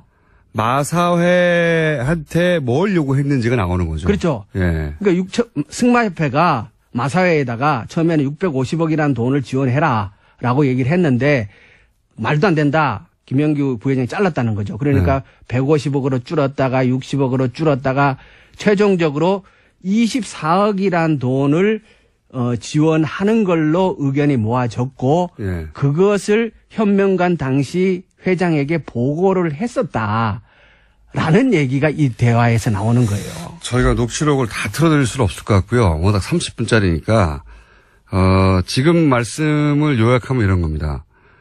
박재원 감독이 독일에 갔다가 돌아와요. 왜 돌아오는지 조금 더 설명드리겠고. 돌아오는데 돌아오고 나서 왜 돌아오는지, 왜냐면 그때 이제 국정농단에 관련된, 최순실 관련된 사안들의 진실을 파헤치려고 노력하고 있었거든요. 많은 분들이. 그래서 심할서를 확보했어요. 근데 그 박재원 감독 심할서에는 관독에 대한 전후 사정이 있을 것 같아서. 근데 이게 왜 돌아다니냐. 그러면서 이제 부회장이 전화를 한 거죠. 그렇죠. 박재원 감독이. 그런데 박재원 감독이 나를 자르면 어떡하냐. 그러면서 내가 공을 세웠는데 그 공이 뭐냐. 나 때문에 돈을 안 쓰게 된 거 아니냐. 그렇죠. 마사회는. 이 말은 뭐냐면 박재원 감독이 안 돌아왔으면 마사회에서 정유라 지원 금액이 60억은 나갔을 것이다. 그렇죠. 60억이 안 나가게 내가 해줬는데 왜 나를 자르냐. 그렇죠. 이런 항의를 한 거죠. 이런 항의를 하니까 아니 그게 원래 60억이 아니고 원래는 650억이었다가 그러니까 이 650억이라는 건 승마협회가 마사회에 요구한 돈입니다. 정유라 지원하라고. 이런 일이 있었던 거죠. 그게 밝혀지는 거죠. 그렇죠. 처음에 650원이었다가 나중에 이제 150억으로 줄고 그다음에 60억으로 줄고 그래서 결국 우리 24억 하려고 했던 거야. 24억 원. 24억이든 60억이든 승마협회 요구로 마사회가 둘 다 삼성맨이라서 그런지 마사회가 정유라 지원 프로그램을 갖고 있었다는 거죠. 그게 드러나는 게 하나고요. 첫 번째. 이것도 녹취록이 있는데 이 내용은 지금 다 얘기했으니까 녹취록 금방 듣지 않는 걸로 하고요. 자, 그러니까 승마협회라는 곳이 공기업인 마사회를 움직여서 정유라 지원 프로그램이 있었다는 게 이 대화 속에 나오는 겁니다. 그렇죠. 그러니까 그 전에 그 2020년 동경올림픽 승마 지원을 위한 중장기 로드맵이라는 문서가 있어요. 그게 이제 그러니까 본격적으로 승마협회하고 마사회가 정유라의 지원을 위해 움직인 시기는 2015년이에요. 예. 그러니까 2015년 3월에 사장사로 삼성이 변경되면서부터 그 일이 진행되는데 예. 2015년 6월 달 정도에 만들어진 문서라고 추측을 하는데 예. 그 문서에 보면은 문서의 핵심은 이거예요. 피겨의 김연아. 예. 그리고 골프의 박세리와 같은 국민 영웅을 승마에서도 만들 때가 됐다. 네. 그게 정유란 그게 정유란 거죠. 그게 이제 문서의 초안에 예. 문서가 두 개가 있는데 하나는 초안이 있고 하나는 정문 문서가 있는데 초안에는 정유라가 아니고 당시에 정유연이죠. 그죠? 예. 정유연이라는 실명이 적혀 있습니다. 초안에는. 초안에는. 근데 그 문서에 보면은 그렇게 만들겠다는 것이고 그런 이제 지원 계획이 쫙 나오는데요. 예. 마장 마술 분야는 삼성이 지원하고 예. 장애물 분야는 마사회가 지원한다. 네. 라는 내용이 나오고 그때 거기에 금액도 나와요. 예. 근데 서류상으로는 예. 중장기 로드맵에 이런 계획이 이미 다 나와 있었어요. 예. 있었는데 처음에는 마사회에서 그 문서의 존재 자체를 부정했고 그런 문서가 없다고 존재를 예. 부정했고 문서를 제공하고 나니까 문서를 보여주니까 있지 않냐. 예. 문서를 이제 공개를 하니까 이 문서에 마사회가 관여한 바가 없다. 문서를 우리가 만든 게 아니다. 우리가 만든 게 없다. 예. 그리고 현명관 당시 사장은 전혀 모르는 사실이라고. 우리는 그렇죠. 김연아 지원 프로그램을 만든 적이 없다는 거죠. 한마디로. 이제 정유라. 정유라. 예. 정유라 지원 프로그램을 마사회는 만든 적이 없다. 모른다. 예. 그리고 그거에 전혀 관여한 바가 없다라고 얘기를 했는데 그런데 그 내용이 예. 그때 거기에 이제 지원 계획이 그 승마협회와 마사회 사이에 정식으로 논의됐다는 사실이 입증된 거잖아요, 지금. 그렇죠. 왜냐하면 서류상으로만 존재하는 게 아니라 부회장이 예. 그 얘기를 하는 거군요. 처음에 650억 가져와가지고 너무 많다. 예. 그래서 나중에 이제 150억 가져왔길래 그것도 많다 그랬더니 60억 가져오고 예.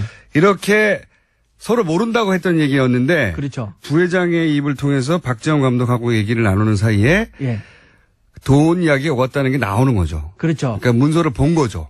알았던 거죠. 문서의 사실이 현실화된 거였죠. 현실화된 거죠. 거고. 예. 그리고 그때 김영규 부회장을 찾아왔던 사람이 누구냐면 승마협회의 황성수 부회장하고 김종찬 전무하고가 김영규 부회장하고 그 협의들을 한 거예요. 예. 그러면 황성수는 누구냐?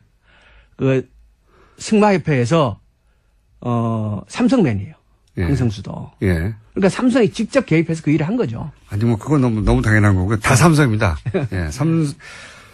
지금 승마협회도 마사회도 다 그 머리들이 삼성이고 실무 일을 하는 사람들도 다 삼성이었던 거죠. 좀 이야기가 길었어요. 근데 이걸 이해하지 못하면은 전체적으로 내용을 이해하지 못하는 거거든요. 그러니까 마사회가 그 공기업인 마사회 공기업인데도 불구하고 한 개인을 지원하려는 프로그램을 승마협회 삼성이 주관사였던 승마협회하고 지속적으로 논의했고 돈도 액수도 논의했다 하는 게 이제 처음으로 나온 거죠. 물증으로. 그렇죠. 녹취록으로. 그리고 두 번째는 그럼 왜 갔냐? 이 박정 감독이 그 독일에 왜 갔냐? 이거는 아예 녹취를 먼저 들어보겠습니다. 녹취록을 먼저 들어보죠. 솔직하게 팩트만 이야기하자면은 독일 간 것도 제가 가고 싶어서 간 겁니까? 회장님이 가라고 해서 간 거 아닙니까? 갔다 왔더니 제가 거기에서 계약을 하자고 했을 때도 제가 노를 하고 온 이유 중 하나가 최순실 쪽에서 뭐가 문제가 있으니까 내가 노를 한 거 아닙니까? 들어왔더니 회장님이 막무가내로 무조건 사표를 내라고 한 거 아닙니까? 결국에는 최순실의 압력에 의해서 박정희를 잘린 거 아닙니까? 솔직하게 까갖고 이야기하자면은요. 우리는 그걸 어떻게 해서 감추고 박 감독에 대해서 그런 문제가 명예가 훼손되지 않도록 국가대표 감독을 하기 위해서 본인이 스스로 마사회하고 이중 일을 할 수가 없기 때문에 그만둔 걸로 모든 걸 그렇게 정리를 하고. 자, 그러면 여기서 이제 박재홍 감독은 이런 얘기를 하는 겁니다. 아니, 마사회 회장님이 가라고 해서 간 거 아니냐. 그러니까 요 불만의 뒷배경을 보면 최순실, 그러니까 정유라 지원하라고 나를 글로 보냈는데, 예. 보내놓고, 예. 거기서 문제가 있어 돌아왔더니 날 잘라버린 거 아니냐. 그렇죠. 예. 이거 최순실 씨가 나를 자르라고 해서 자른 거 아니냐. 예. 이런 불만을 얘기하는 그렇죠. 거죠. 예. 자, 왜 돌아온 거죠? 갔더니. 일단 정유라가 승마 연습을 제대로 할 상태가 전혀 아니었던 거예요. 상태가 전혀 아니었다? 네. 그러니까, 연습장에 가봤더니, 완전히 그 쓰레기장 같았고. 쓰레기장 같았고. 예. 그러니까 이게. 그러니까 승마 훈련도 안 하고 있고. 그래서 훈련도. 할 생각도 없고. 예. 근데 어떤 인터뷰에 보면은 그 정유라가 자기는 그냥 해보라 그래서 한 거다. 이런 식의 인터뷰를 한 게 있잖아요. 예. 그 맛이 떨어지는 게, 그래서 박재원 감독은, 그니까 최고의 선수고 감독인데, 예. 현장에 가봤을 때 상대가 이거에 전혀 관심이 없는 상태인 것 같다. 예. 이런 것 같으면 일단. 내가 왜 왔냐, 여기. 내가 이거 뭐하려고 여기 와? 예. 이런 생각이 들었을 거고, 또 하나는 박재원 감독이 거기 갔을 때는 말구입의 임무를 띈 거였어요. 좋은 말을 구입. 좋은 말을 구입을 해서, 예. 그게 이제, 박원호 전 감독, 예. 전 전무죠. 그분하고 그 얘기가 되고서 갔는데, 예. 그 돈을 이제 삼성에서 그 최순실 측으로, 그 코아 스포츠 쪽이요. 예. 그죠? 그쪽으로 보내기로 되어 있다는 걸 알고 갔는데, 말구입비를 줘야 말을 구입을 할 거 아니에요. 그러니까 이제 예. 전화를 합니다. 말을 구해주지도 않고, 예. 그 다음에 훈련도 안 하고 있고, 훈련도 제대로. 안 하고. 내가 여기 왜 왔냐, 이 선수를 위해서. 게다가 또 한 가지, 제가 이제 그 녹취록을 사전에 받아서 보기도 하고 기사를 통해서 접하기도 한 내용이 뭐냐면, 이분은 본인은 이제 2020년 도쿄 올림픽에서 한국 선수가 이 승마 분야에서 금메달을 따게 하는 그렇죠. 원대한 프로젝트에 감독이라고 생각하고 간 거죠. 그래서 한국 생활을 접습니다, 다. 차도 팔고 막 다 접어버리죠. 그러고 나서 자기 개 데리고 앞으로 몇 년간 살 곳이라고 하고 독일로 간 거예요. 그런 생각으로 갔더니 말도 안 사죠. 지원도 안 돼. 선수는 다 달랑 하나야.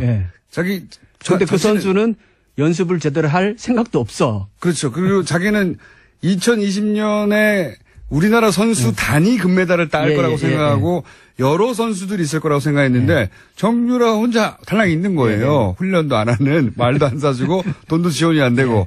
그러자 맨 앞에 우리가 설명했던 박원호 전무한테 연락을 하는 거죠. 왜 돈 안 보내냐? 돈을 왜 안 보내냐? 그러니까 이제 보냈다는 거죠, 거기서. 돈을 보냈다는 거죠. 보냈다는 거죠. 아니, 돈이 어디 갔냐 이거야. 나는 지금 물품도 못 사고 이러고 있는데. 자, 그 이야기. 자. 그러니까 돈을, 이분이 이제 거기 가서 일을 하려고 하는데 돈이 안 오는 거예요. 돈이 안 와서 자기하고 잘 아는 박원호 전무. 박원호 전무는 아까도 말씀드렸다시피 최순실 씨하고 아주 잘 알고 정유라 씨가 어릴 때부터 승마 일을 봐준 승마협회의 정유라 후견인으로 알려진 정도의 밀접한 사람인데 그러니까 이제 박 감독이 전화했겠죠. 나 여기 왔는데 형 이거 아무것도 안 돼요. 돈도 안 오고 어떻게 된 거예요. 돈을 보냈다. 이 대화 내용이 있습니다. 그래서 녹취를 들어보시죠. 삼성한테도 전화를 했죠. 황성수 부회장한테 전화를 했고 근데 그쪽에서는 아니라는 거 돈 보냈다고 가지고 이제 황 부회장도 난색이 채운 거예요. 아주 그냥 어찌할 바를 모르는 거라. 코아 스포츠에서 누군가가 수도꼭지를 잠근 거예요. 돈 집행 수도꼭지를. 그래서 내가 여기 사각기였구나 한 걸 알았죠. 뒤에 최순실이가 있었던 거예요. 최순실이가 삼성에서 보낸 돈을 거기서 막아본 거예요. 최순실은 왜 그랬을까라고 이야기를 하자면은 재산 도피하고 싶었던 것 같은 느낌. 근데 자기 재산으로 완전히 빼지를 않고 욕심이 많아서 기업들이나 이런 걸 이용을 해가지고 재산을 외국에다가 만들어내려고 하는 그런 거. 네. 그러니까 이제 이 감독은 사기를 당했다고 생각하는 겁니다. 그렇죠? 그렇죠.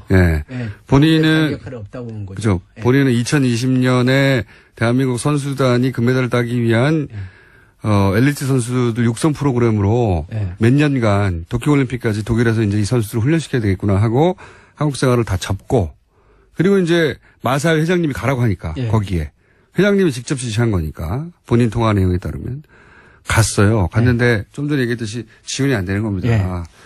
돈이 와야 하죠. 예. 돈이 와야 하는데 그래서 왜 돈이 안 오냐고 막 자기가 아는 루트를 통해 가지고 예. 돈을 지원을 해줘야 할 거 아닙니까 했더니 예. 삼성에는 돈 보낸 거예요. 예. 삼성에서는 돈을 보냈고 다른 선수들, 예. 다른 선수들을 뽑거나, 예. 그리고 다른 데 돈을 쓰거나 예.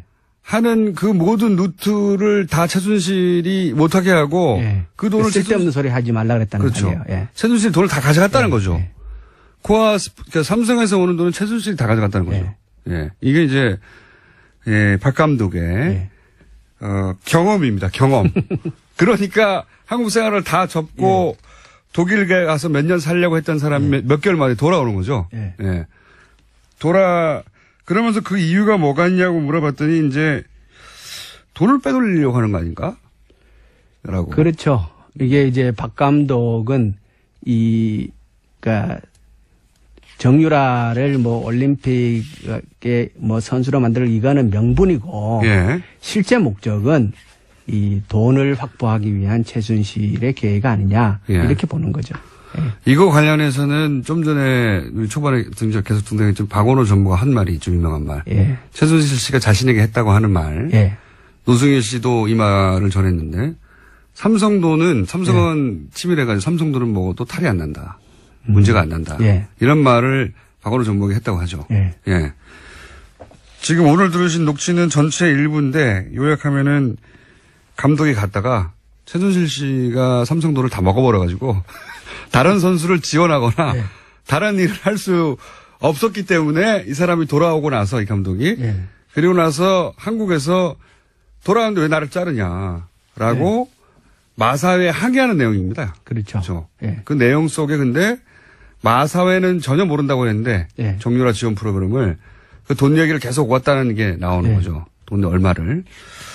자, 그러면 오늘 기본 요약은 된 것 같아요. 예. 저희가 아무래도 한 번 더 모실 수도 있을 것 같은데 예. 제가 말을 많이 했습니다. 너무 복잡한 사안이라 빠른 시간 내에 정리하느라고. 근데 여기서 그러면 삼성 있지 않습니까? 예.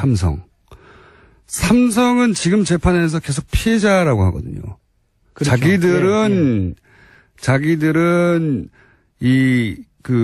다른 선수들까지 포함한 6명이었던가요? 6명을 올림픽에 진출시키기 위한 정상적인 프로그램을 진행했는데 우리도 최순실 씨한테 속았다. 예. 라는 식으로 피해자라고 하고 있어요. 예. 뇌물이 아니다 이거는. 예. 요 대목에 대해서는 어떻게 생각합니까? 핵심인데. 그거는 일단 아까 얘기했던 그 돈 지원 논의되는 거. 네. 김영규 회장하고 승마협회하고 논의되는 과정에서 네. 그 주도적인 역할을 승마협회가 했다는 사실. 네. 다시 얘기하면 삼성 쪽에서 네. 김영규 회장과 그 얘기를 계속했다는 사실. 그리고 초안에는 네. 정유연이라고 정유라 씨 하나 이름이 정확하게 적혀있다는 사실. 네. 그렇기 때문에 삼성이 오히려 더 주도적인 입장이 아니었냐는 보는 거고 또 하나는 그 핵심의 마사회에도 이미 삼성맨이 가 있었기 때문에. 네. 그러니까 이제 여기서 하나 짚어봐야 될 게 뭐냐 그러면 삼성이 예. 최순실의 존재를 알았던 첫 시점이 언제였던가. 예, 굉장히 중요한 문제거든요. 그렇죠. 현재는, 대구에서 네. 창조경제핵심센터에서 만났던. 예. 그러니까 박근혜 전 대통령이 말을 했을 때 알았다. 네, 그때 네. 알았다는 거 아닙니까? 예. 대한민국의 대통령하고 예. 최고 자본 권력인 삼성의 최고 부회장하고 예. 둘이 대화해가지고 최순실을 알았다라는 얘기는 그 얘기잖아요. 그런 얘기죠, 지금. 예, 그런 얘기인데 그러면 정보의 삼성은 없는 거잖아요. 그리고 예. 또 이런 게 있습니다. 박 감독이 했던 얘기 중에 그러니까 이거는 박원호 전무가 한 얘기군요. 갑을 관계가 바뀌었다. 삼성과 최순실은. 예. 삼성이 돈을 주는데 예. 삼성은 최순실이 하자는 대로 할 수밖에 없었다. 예. 왜냐하면 이제 최순실과 대통령의 관계가 특별했을 네. 거니까 그런 것도 있겠고, 삼성이 받아내야 했던 것이 있으니까 그렇게 했겠죠. 그렇죠. 돈을 주면서 의리된다는 건 말이 안 되는 거잖아요. 예. 예. 그러니까 서로 적극적으로 활용한 관계라고 봐야 되는 거죠.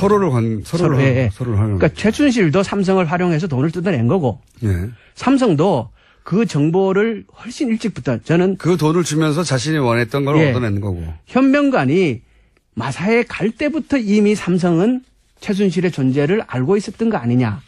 저는 그렇게 짐작하거든요. 예. 그래서 일찍이 최순실의 존재를 안 삼성이 그 최순실과 박근혜의 비정상적인 관계를 적극적으로 활용해 먹은 거다. 예. 이렇게 보는 거죠. 정유라 씨를 지원하는 방식으로. 그 프로그램을 통해서. 예. 예. 그렇게 지원하는 방식으로. 그렇기 때문에 삼성은 아무리 최순실 씨가 이상한 갑질을 해도 계속 예. 끌려갈 수밖에 없었다. 그렇죠. 주고받는 관계였기 예. 때문에 얻을 게 없으면 그렇게 끌려갈 일이 없잖아요. 예. 장사꾼인데. 자, 오늘은 그 이야기의 일부만 전해드렸고요. 예. 이 사안은 저희가 아주 지속적으로 관심을 가지고 재판이 진행 중이니까요. 근데 새로운 증거가 나와서 오늘 일부를 전해드렸습니다. 그리고 그때 아까 얘기했던 24억이라는 돈이 그 현명관에게 보고됐다라고 거기에 이제 녹취록에 나오잖아요. 네. 그게 보고되었다라는 사실을 저희가 문서로도 가지고 있어요. 그렇군요. 네. 자, 오늘 1차는 삼성이 장악하고 있던 삼성의 협회였던 승마협회가 공기업인 마사회를 통해서도 정유라를 지원하려고 했다. 예. 그리고 그 박 감독의 얘기에 의하면 마사회는 그 내용을 알고 있었고 서로 논의하고 있었다. 그렇죠. 이때까지는 부인했었는데. 네. 그리고 박 감독이 돌아온 것은 최순실 씨가 중간에 돈을 다 갈아챘기 때문이다. 네. 원래는 다른 선수 육성이나 다른 일에 쓸 돈이었는데 명목이 그랬던 거죠. 명목이. 그렇죠. 예. 예. 자, 오늘 여기까지 하겠습니다. 이 문제에 또 앞으로 관심 가지고 계속 다루겠습니다. 더불어민주당 김현권 과거에 한우협회 회장. 지금도 속히고 있습니다. 아, 그렇습니다. 속히고 계십니까? 예. 손을 키우시는 김현권 의원이었습니다. 감사합니다. 예, 고맙습니다. 법인 인문결연구소 소장 임상훈 소장님 나오셨습니다. 안녕하십니까? 네, 안녕하십니까? 자, 외신을 짚어보는 시간인데 네. 오늘은 어떤 겁니까? 오늘은 제가 가지고 온 주제가 물론 우리나라 언론에서도 보도가 됐습니다만은 비중이 네. 우리나라에서 보도된 거에 비해서 외신에서 아주 크게 보도를 한 그런 내용이 있어서 뉴스요? 예. 네, 그 얘기를 하려고 하는데요. 그러니까는 그 탈원전, 탈핵. 우리나라에서 물론 보도는 됐는데 네. 이제 그 비중에 비해서 외신들은 굉장히 크게 보도를 했습니다. 그래서 그렇군요. 지난 한 주 외신이 가장 주시했던 우리나라 관련 뉴스가 이제 이것이라고 오히려 제가 모니터링한 바로는 한미 정상회담보다 이걸 더 크게 외신에서는 보도를 했습니다. 미국 언론에서 뭐 한미 동맹 파탄 났다고 문정인 특보 우리나라에서 크게 보도했잖아요. 지난 한 주 내내. 미국 언론에서 나온 적이 없어요. 그 그렇지 이야기가. 않습니다. 네. 나온 적이 없고 오히려 이 탈원전 이야기가 외신에서는 크게 다뤄졌다. 네. 네. 그래서 이제 몇 개만 소개를 해드리자면은 물론 네. 많기 때문에 다 소개는 못 해드립니다.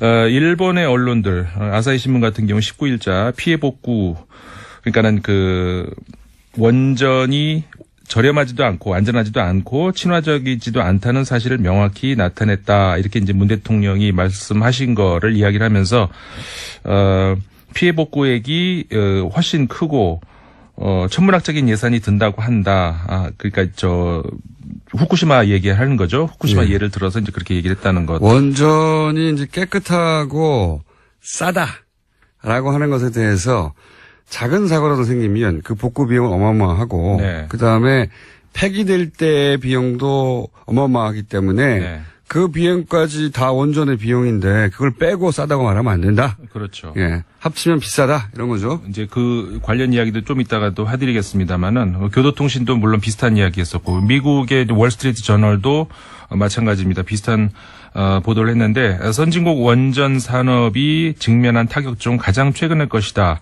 그러니까 우리나라를 이제 그 원전 산업의 선진국으로 이제 집어넣는데 그 중에서 이제 가장, 그러니까 독일 같은 경우도 이제 점점 줄여나가고 있다. 이제 이런 얘기는 우리 많이 보도가 되지 않았습니까? 근데 이제 우리나라가 지금 그 탈원전을 선언하는 것이 가장 최근의 것이다. 이런 이야기. 근데 이제 우리나라가 원전을 왜 시작을 했느냐? 1970, 80년대 에너지 대부분을 수입해야 했기 때문에 선택한 에너지 정책이었었다.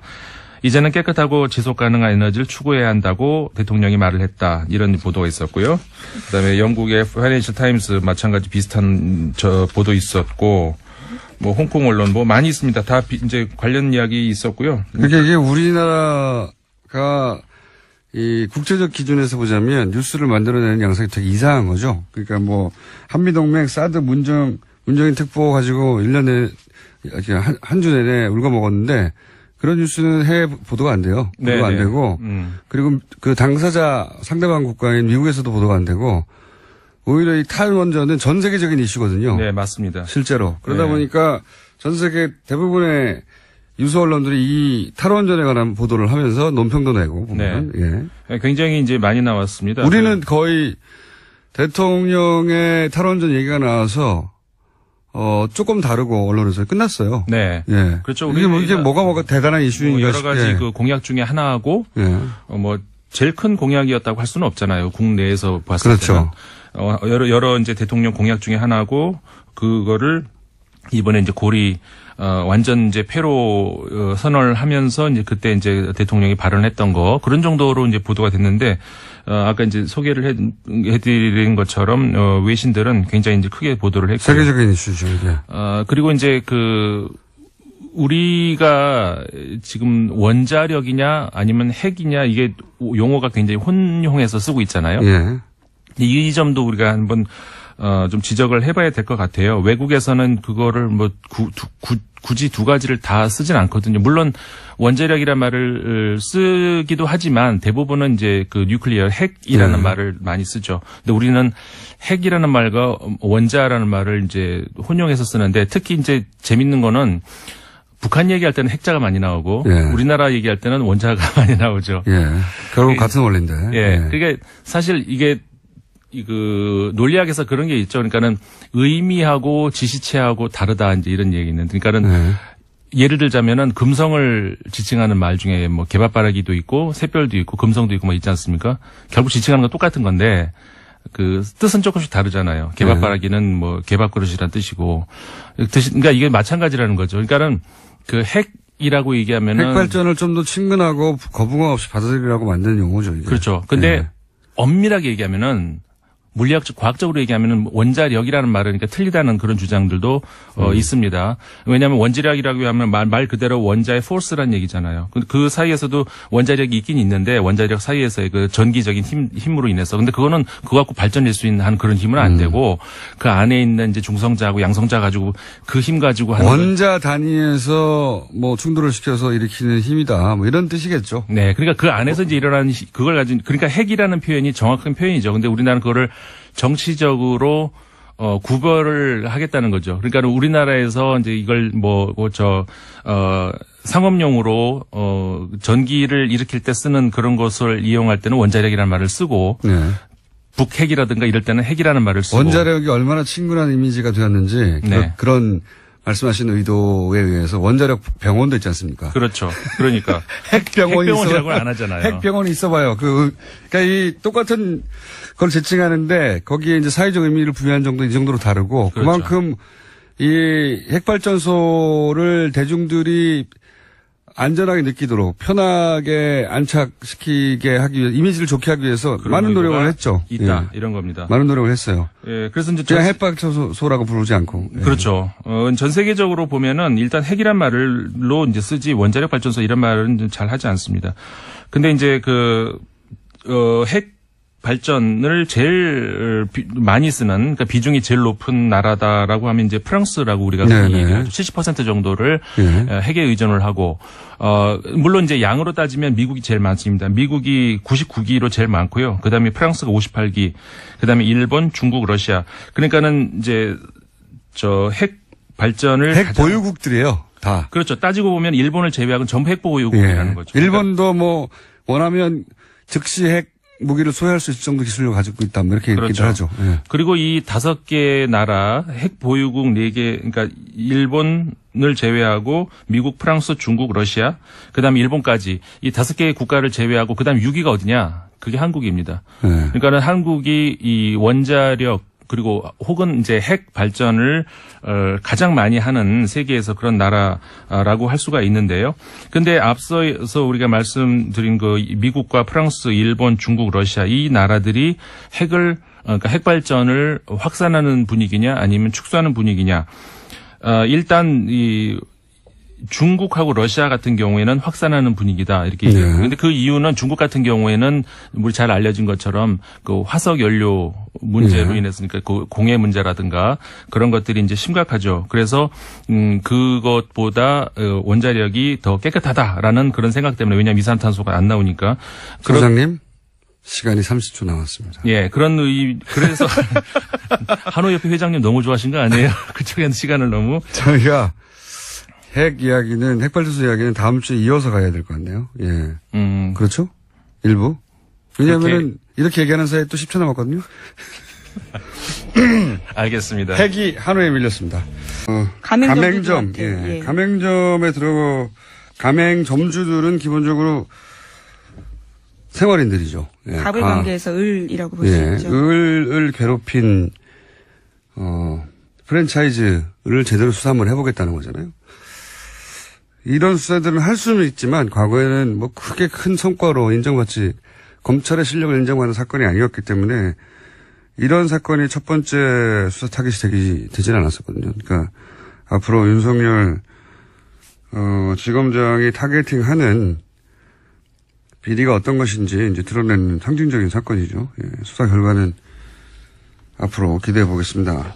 많은 특징이 바로 정치형이 아니라 생활형이다. 제가 보기에는. 네, 회장 자서전 대량으로 강매하라고 하고 비자금 조성 이런 것들이 있었다라고 합니다. 어떤 의미에서는 김상조 공정이 을의 권리를 되찾는 그런 방향성과도 맞아떨어지는 수사 방향인 것 같아요. 예. 그렇게까지 연결될 건지는 좀 두고 봐야 알겠습니다만 현재 타겟은 그렇습니다. 예. 색다르네요. 다음 뉴스는요. 네, 미국이 사드 연내 배치 요구했는데 우리 정부가 얼버무렸다라는 식으로 아사히 신문이 보도했습니다. 청와대는 명백한 오보라면서 유감이라는 말까지 했습니다.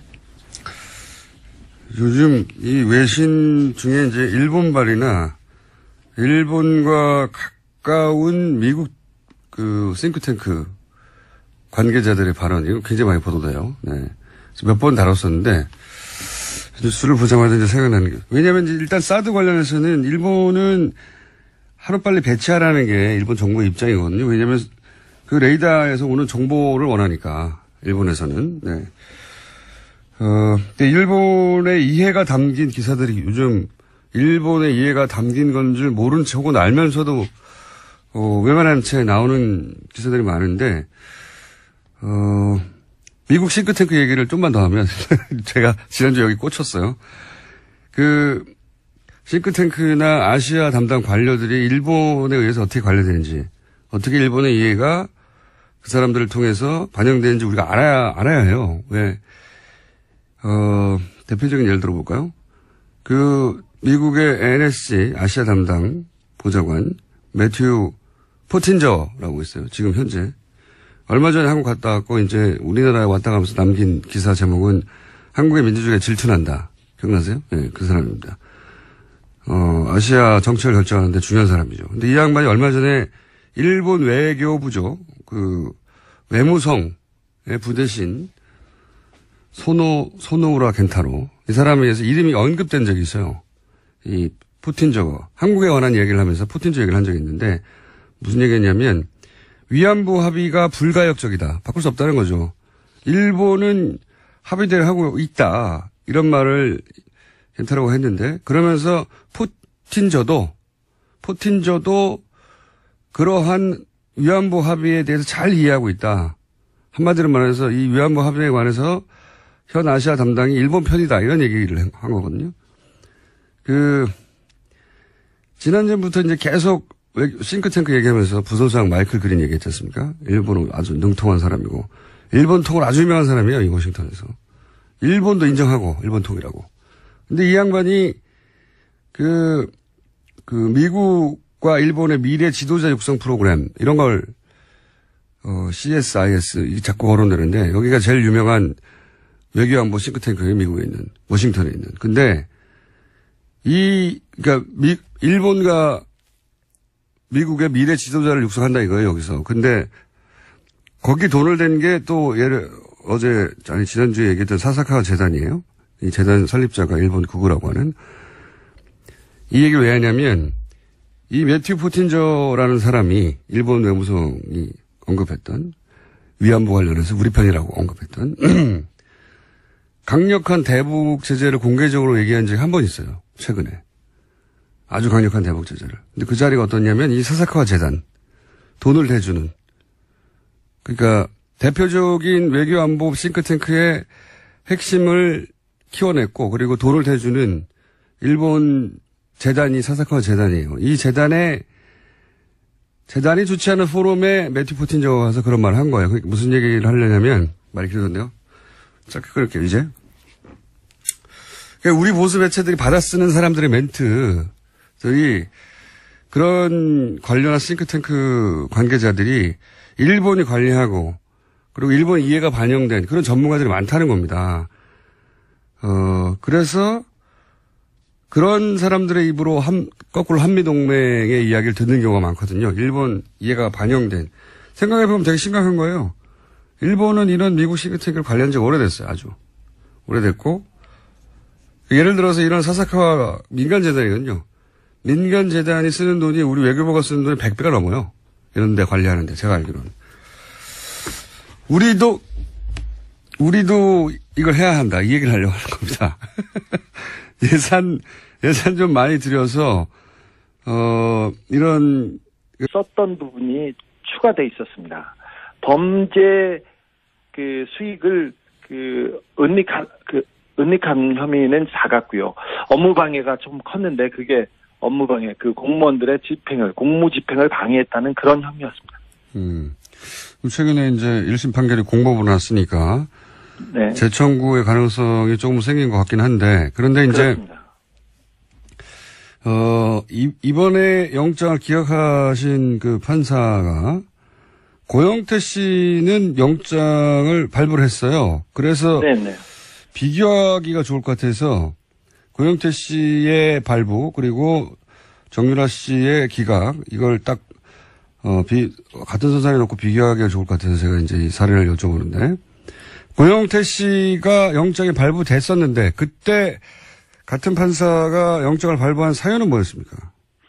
그때는 알선 수재였습니다. 그러니까 인천 세관의 어떤 직원의 승진을 도와줬다는 이유로 다른 사람한테 돈을 받아요. 그 승진한 사람한테 받은 게 아니라. 그리고 그 돈을 받아서 최순실과 박근혜 대통령한테 영향을 미쳤다는 알선 수재예요. 그게 그 사건이. 그러니까 고영태 씨가 승진을 도와준 사람이 아니라 승진을 도와준 사람 아닌 다른 사람에게 돈을 받아서 그 돈을 받은 것으로 최순실 씨와 박근혜 전 대통령의 인사에 영향을 미쳤다. 이게 혐의예요?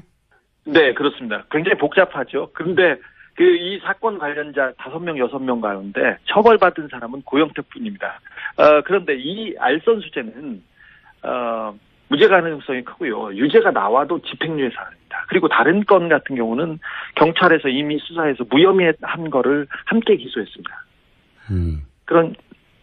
그런데 발부된 사연은 뭡니까 그러면? 가장 중요한 부분은 증거인멸, 도주 우려와 증거인멸 우려가 있다는 건데요.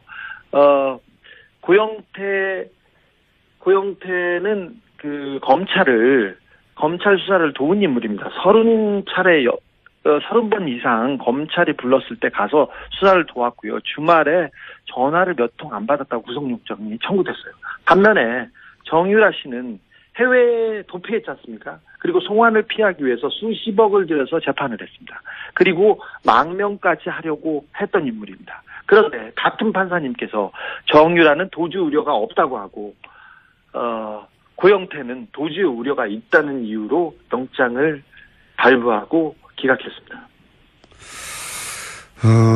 그러니까 고영태 씨 경우에 정리를 하자면 외국에 스스로 귀국해서 검찰 수사를 30여 차례 받았죠. 그리고 추석 명절 때도 검찰이 부르지 않았는데 자신이 자료를 들고 와서 사건을 밝히기도 한 게 바로 미얀마 건입니다. 예. 네. 그리고 도주 우려라고 하는데 이제 휴일날 몇 시간 정도 연락이 안 됐다. 뭐 이런 사연인 거죠. 예. 예. 그런데 도주 우려로 구속영장이 발부됐고 정유라 씨 같은 경우에는 직접 2억 원 이상 뇌물로 생각되는 범죄 수익을 수령한 거 아니겠어요? 그리고 그렇죠.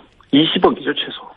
그러니까 본인이 지금 썼다고 하는 뭐 월급을 받았다는 것만 해도 2억이 넘으니까요. 그러니까 그리고 그 돈이 삼성에서 온 것도 정유라 씨가 알고 있었고 그리고 해외에서 도피하다가 JTBC죠. 발각돼서 구치소에 있는 동안도 제3국 국적 취득을 하려고 했고 그러다가 정권 교체돼서 어쩔 수 없이 귀국했는데 도주 우려는 없다고 하고 그러니까 이렇게 비교하면 쉬울 것 같아요. 고영태 씨와 정유라 씨가 한 사람은 왜 구속되고 한 사람은 왜 기각됐냐, 형평에 맞지 않느냐 이런 의문을 가질 수 있는데 그럼 정유라 씨 영장이 두 번째 청구됐을 때 발부될 거라고 예상했었습니까? 아니요. 기각될 가능성이 매우 높다고 봤습니다. 왜 그렇게 생각했었어요?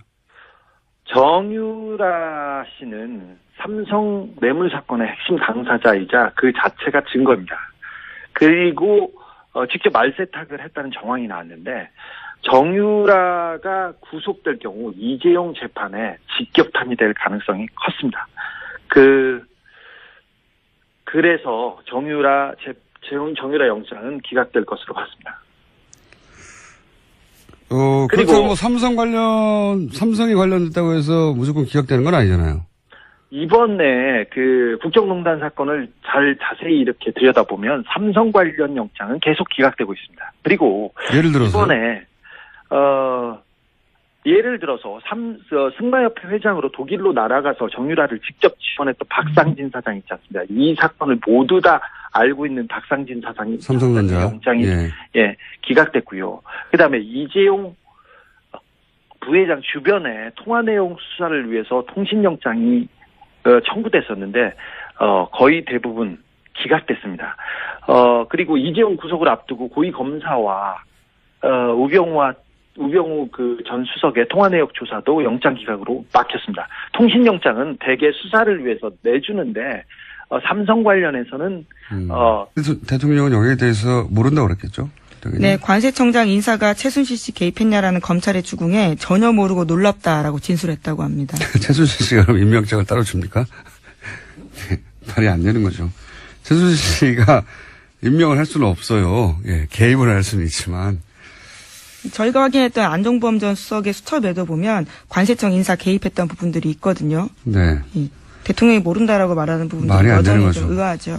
네. 그리고 최순실 씨가 안종범 씨한테 연락해가지고 이 사람을 지점장으로 하라고 연락했다는 건가요? 또 말이 안 되고 안종범 씨가 임명을 좀 하는 것도 아니에요. 또 전 수석이 대통령이 모른다는 건 이게 만약에 사실이면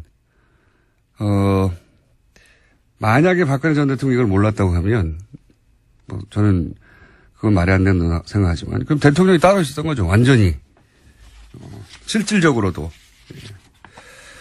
형식적으로도 실질적으로도. 자, 다음 뉴스는요? 네, 검찰이 정찬우 한국거래소 이사장을 상대로 본격적인 재수사에 나설 예정입니다. 서울중앙지검은 참여연대 등이 고발한 정 이사장의 K입이 하나은행 인사개입 사건을 특수일부에 배당했습니다. 정 이사장은 금융위원장 부위원장 당시에 이상화 전 K입이 하나은행 독일 법인장을 글로벌 영업 2본부장으로 승진시켰다라는 의혹을 받고 있습니다. 이것도 이제 인사개입 이야기네. 네. 이상화 씨는 이제 아주 여러 번 등장했지만 우리 방송에도 신용장을 개설해서 독일에서 대출을 쉽게 받게 해주고 돈 심부름 금고직이라고 표현됐죠. 예, 최순실 씨의 독일 금고직이. 그래서 이분을 하나은행의 자리를 만들어서까지 이분을 승진하게 만들었는데 이것도 보훈 인사가 아니라 인사 개인 문제인데 보니까 결국은 이를 통해 추구한 이권이 뭐냐. 예. 무리하게 여러 차례에 걸쳐 하나은행에서 불가하다고 한 사안을 안종범 수석을 통해 가지고 결국 새로운 자리를 만들어서 그 자리에 가게 만들었잖아요. 근데 그 자리가 뭐냐면 글로벌 영업. 예. 다 연결되지 않습니까? 해외와 연결, 관세청장, 글로벌 영업. 목적이 뭐였을까?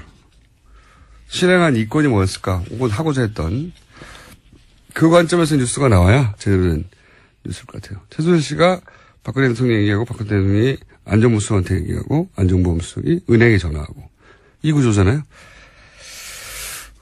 뭘까요? 네. 워낙 말을 안 들으니까 안종범 전 수석이 화를 냈다라는 보도도 과거에 해드린 적이 있는데요. 그렇게 눈치가 없느냐, 내가 잘 되려고 하느냐라는 식의 이야기를 했다라는 거죠. 그러니까요. 해외에 돈이 오가는 일, 혹은 뭐 물자가 오가는 일, 그런 보직을 개입해서 인사 개입해서 최순실 씨가 이런 정황들이 나오고 있는 겁니다. 아마 조만간 제대로 수사가 된다면 그래서 무엇을 하려고 했다 혹은 무엇을 했다가 나오겠죠. 자, 다음 뉴스는요. 군피아가 정부의 차세대 전투기 시설 사업 수주를 위해서 로비에 대거 동원됐다라는 국군 기무사령부의 내부 문서가 공개됐습니다. 특히 이 문건은 조현천 기무사령관의 우병우 당시 청와대 민정수석에게 직보했다라는 의혹이 제기되고 있는데요. 기무사가 지난해 2월 말 3월 초 청와대 민정수석실에 보고한 문서라고 합니다.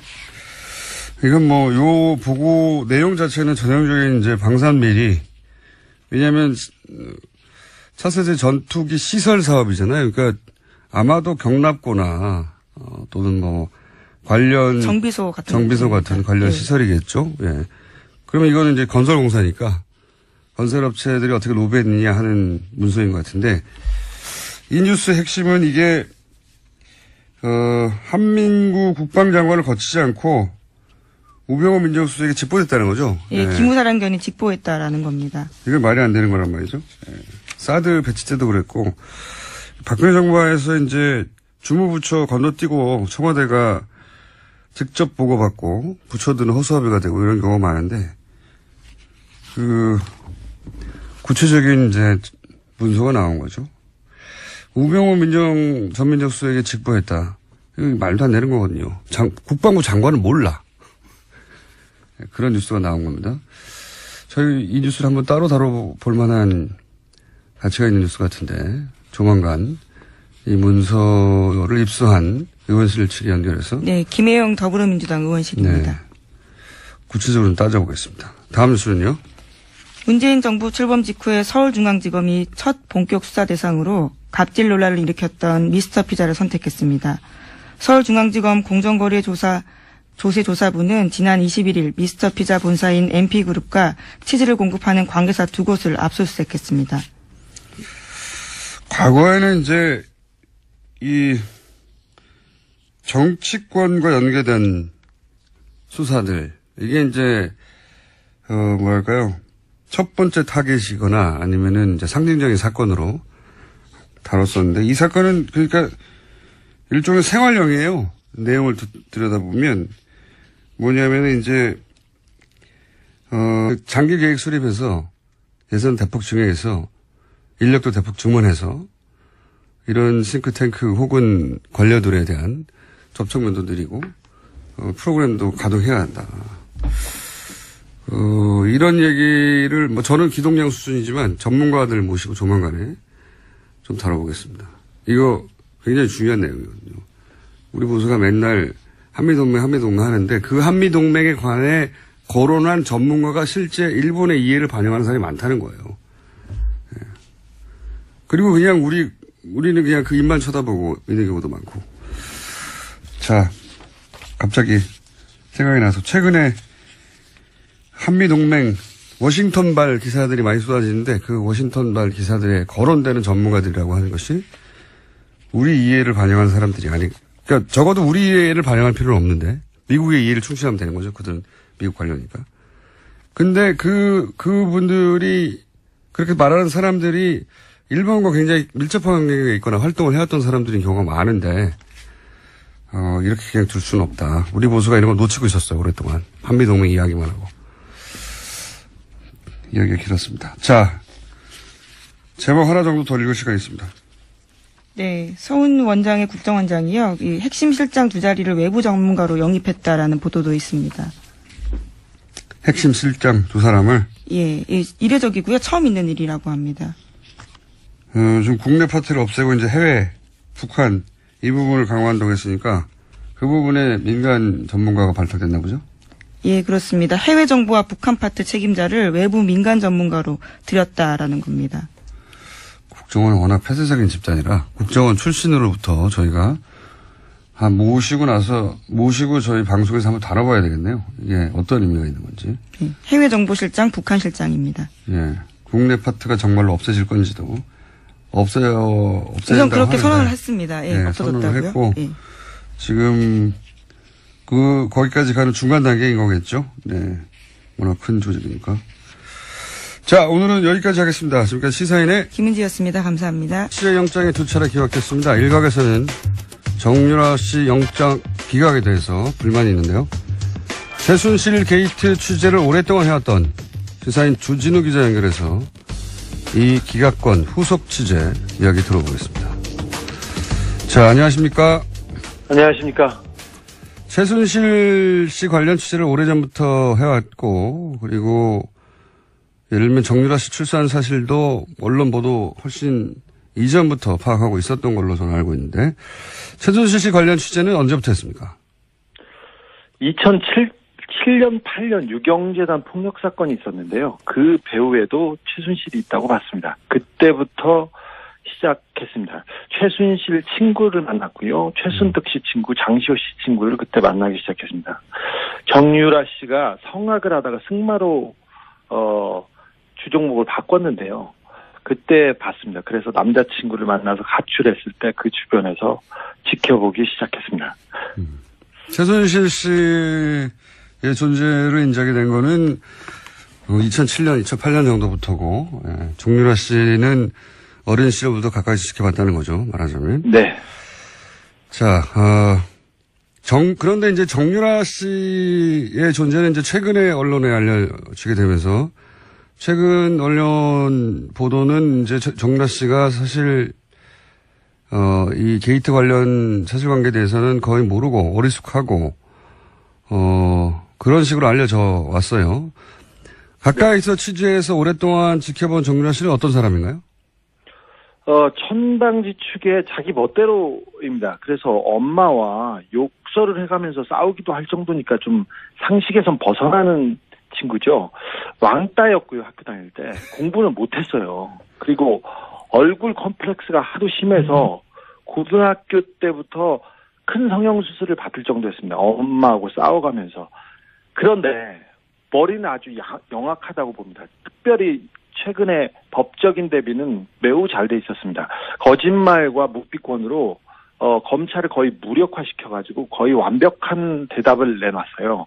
특별히 이재용 삼성 부회장 구속영장 기각에 대해서 정유라 씨가 직접 편지를 써서 기각 사유를 물어봅니다. 그래서 기각 사유가 코어 스포츠하고 관련됐으면 좋겠다고 그 자료를 모을 정도로 준비가 돼 있었고요. 그리고 말 관련된 게 발각될까봐, 검찰에 발각될까봐 말을 블라디미르로 바꾸라고 말 세탁을 조언하고 직접 지시한 사람도 정유라 씨였습니다. 아, 그래요? 우리 언론에 말 세탁으로 알려진 내용이 정유라 씨의 아이디어에 시작된 겁니까? 네네. 정유라의 작품입니다. 어허. 자, 그렇다면 이번에 검찰이 정유라 씨 영장을 2번을 청구했었는데 그 영장 청구에 영장에 기재된 내용이 뭡니까? 가장 중요한 부분은 그 2대 부정입 시와 관련된 업무 방해가 컸고요. 그다음에 네. 범죄 수익을 은닉했다. 도피 자금을. 김호준입니다. 지난 주말에 임신 중단 합법화, 그러니까 낙태 합법화를 주장하는 집회가 있었습니다. 현행법은 여성과 의료인 모두를 처벌합니다. 그 주장은 간단합니다. 임신, 출산, 육아를 국가가 대신해주지 않는데 국가가 이 문제에 개입하는 것은 자기 결정권을 침해하는 것이다. 따지고 보면 여성이 본인만의 사유로 임신 중단을 원해도 처벌하는 건 임신한 이상 출산하라고 국가가 강제하는 거죠. 임신한 이상 출산까지 강제하려면 적어도 그 육아는 국가가 책임져 줘야 하는 거 아닌가. 그 삶을 따로 관리해 줄 것도 아니면서 출산과 생명의 신성함만 강조하는 게 오히려 무책임한 거 아닌가. 세계보건기구가 임신 중절을 여성의 기본권으로 보는 건 그래서입니다. 물론 앞으로 사회적 공론의 장에서 논의되어야 할 사안 아주 많습니다. 하지만 우리 사회는 그 사회경제적 수준에 비춰 이러한 사람의 권리에 관한 논의가 아주 오랜 시간 지체되어 왔습니다. 반세기 넘도록 지역과 북한만으로 장사할 수 있었던 우리 정치의 직무역이었습니다. 이제 사람 이야기를 할 때가 됐습니다. 김어준 생각이었습니다. 힘들지 않으세요? 비도 오고 해서요. 더 좀 처지는 것 같은데요. 처지진 않는데 저는 9개월인가 10개월 됐는데도 아침에 일어나는 게 익숙해지지가 않아요. 그건 늘 어려운 것 같습니다. 아침이 아니죠. 새벽에 일어나는 게. 특히 월요일은 더 힘든 것 같습니다. 자, 오늘 첫 번째 뉴스는요? 네, 최순실 씨 첫 선고 결과 나왔습니다. 지난주 금요일이었는데요. 최 씨는 이화여대 입시 등과 관련해서 업무방해 등 6가지 혐의를 받았습니다. 1심 법원은 징역 3년을 선고했습니다. 재판부는 최순실 씨와 이대 교수 등 피고인 9명 전원에게 유죄를 선고하면서 정유라 씨도 공범으로 적시했습니다. 첫 선고인데 1심 선고인데 이 선고의 특이점은 정유라 씨가 공범으로 적시했다는 거죠. 네, 굉장히 눈여겨봐야 될 포인트입니다.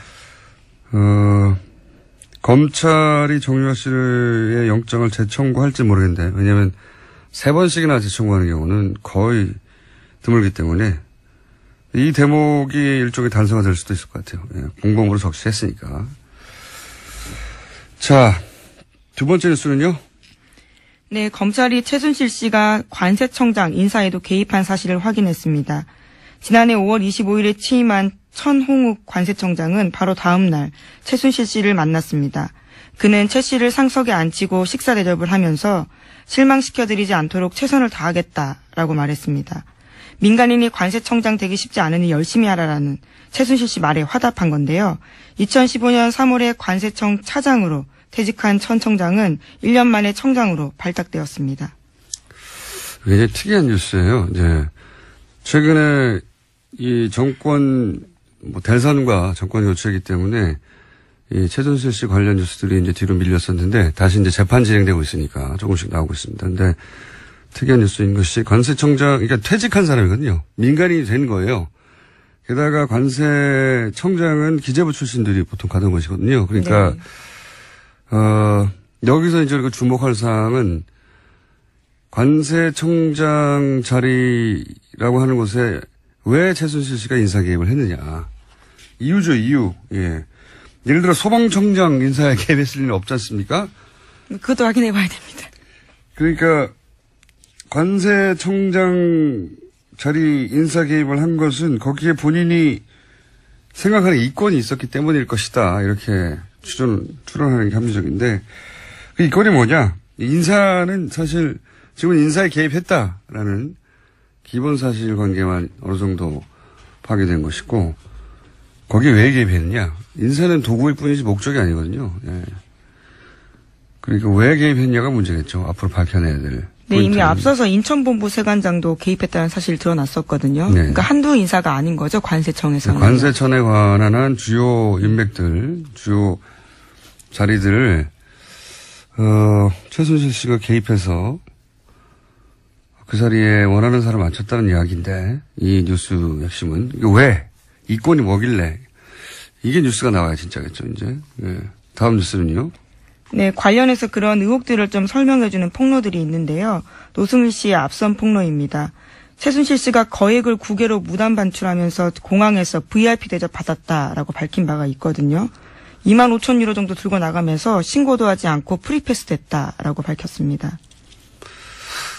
25,000유로 때문에 그랬을 것 같지는. 원래 이제 만불이죠, 미화. 미화 만불 이상은 신고하게 되어 있는데, 뭐 2배 반 정도 되는 액수, 대략. 그 정도 액수인데, 한 3천만 원 정도 되겠군요. 환율에 따라. 그 돈 때문에 이렇게 관세청장 인사에 개입하고 인천 관세청에도 개입하고 그랬을 것 같지는 않거든요. 네. 왜 그랬을까? 궁금하네요. 자, 박근혜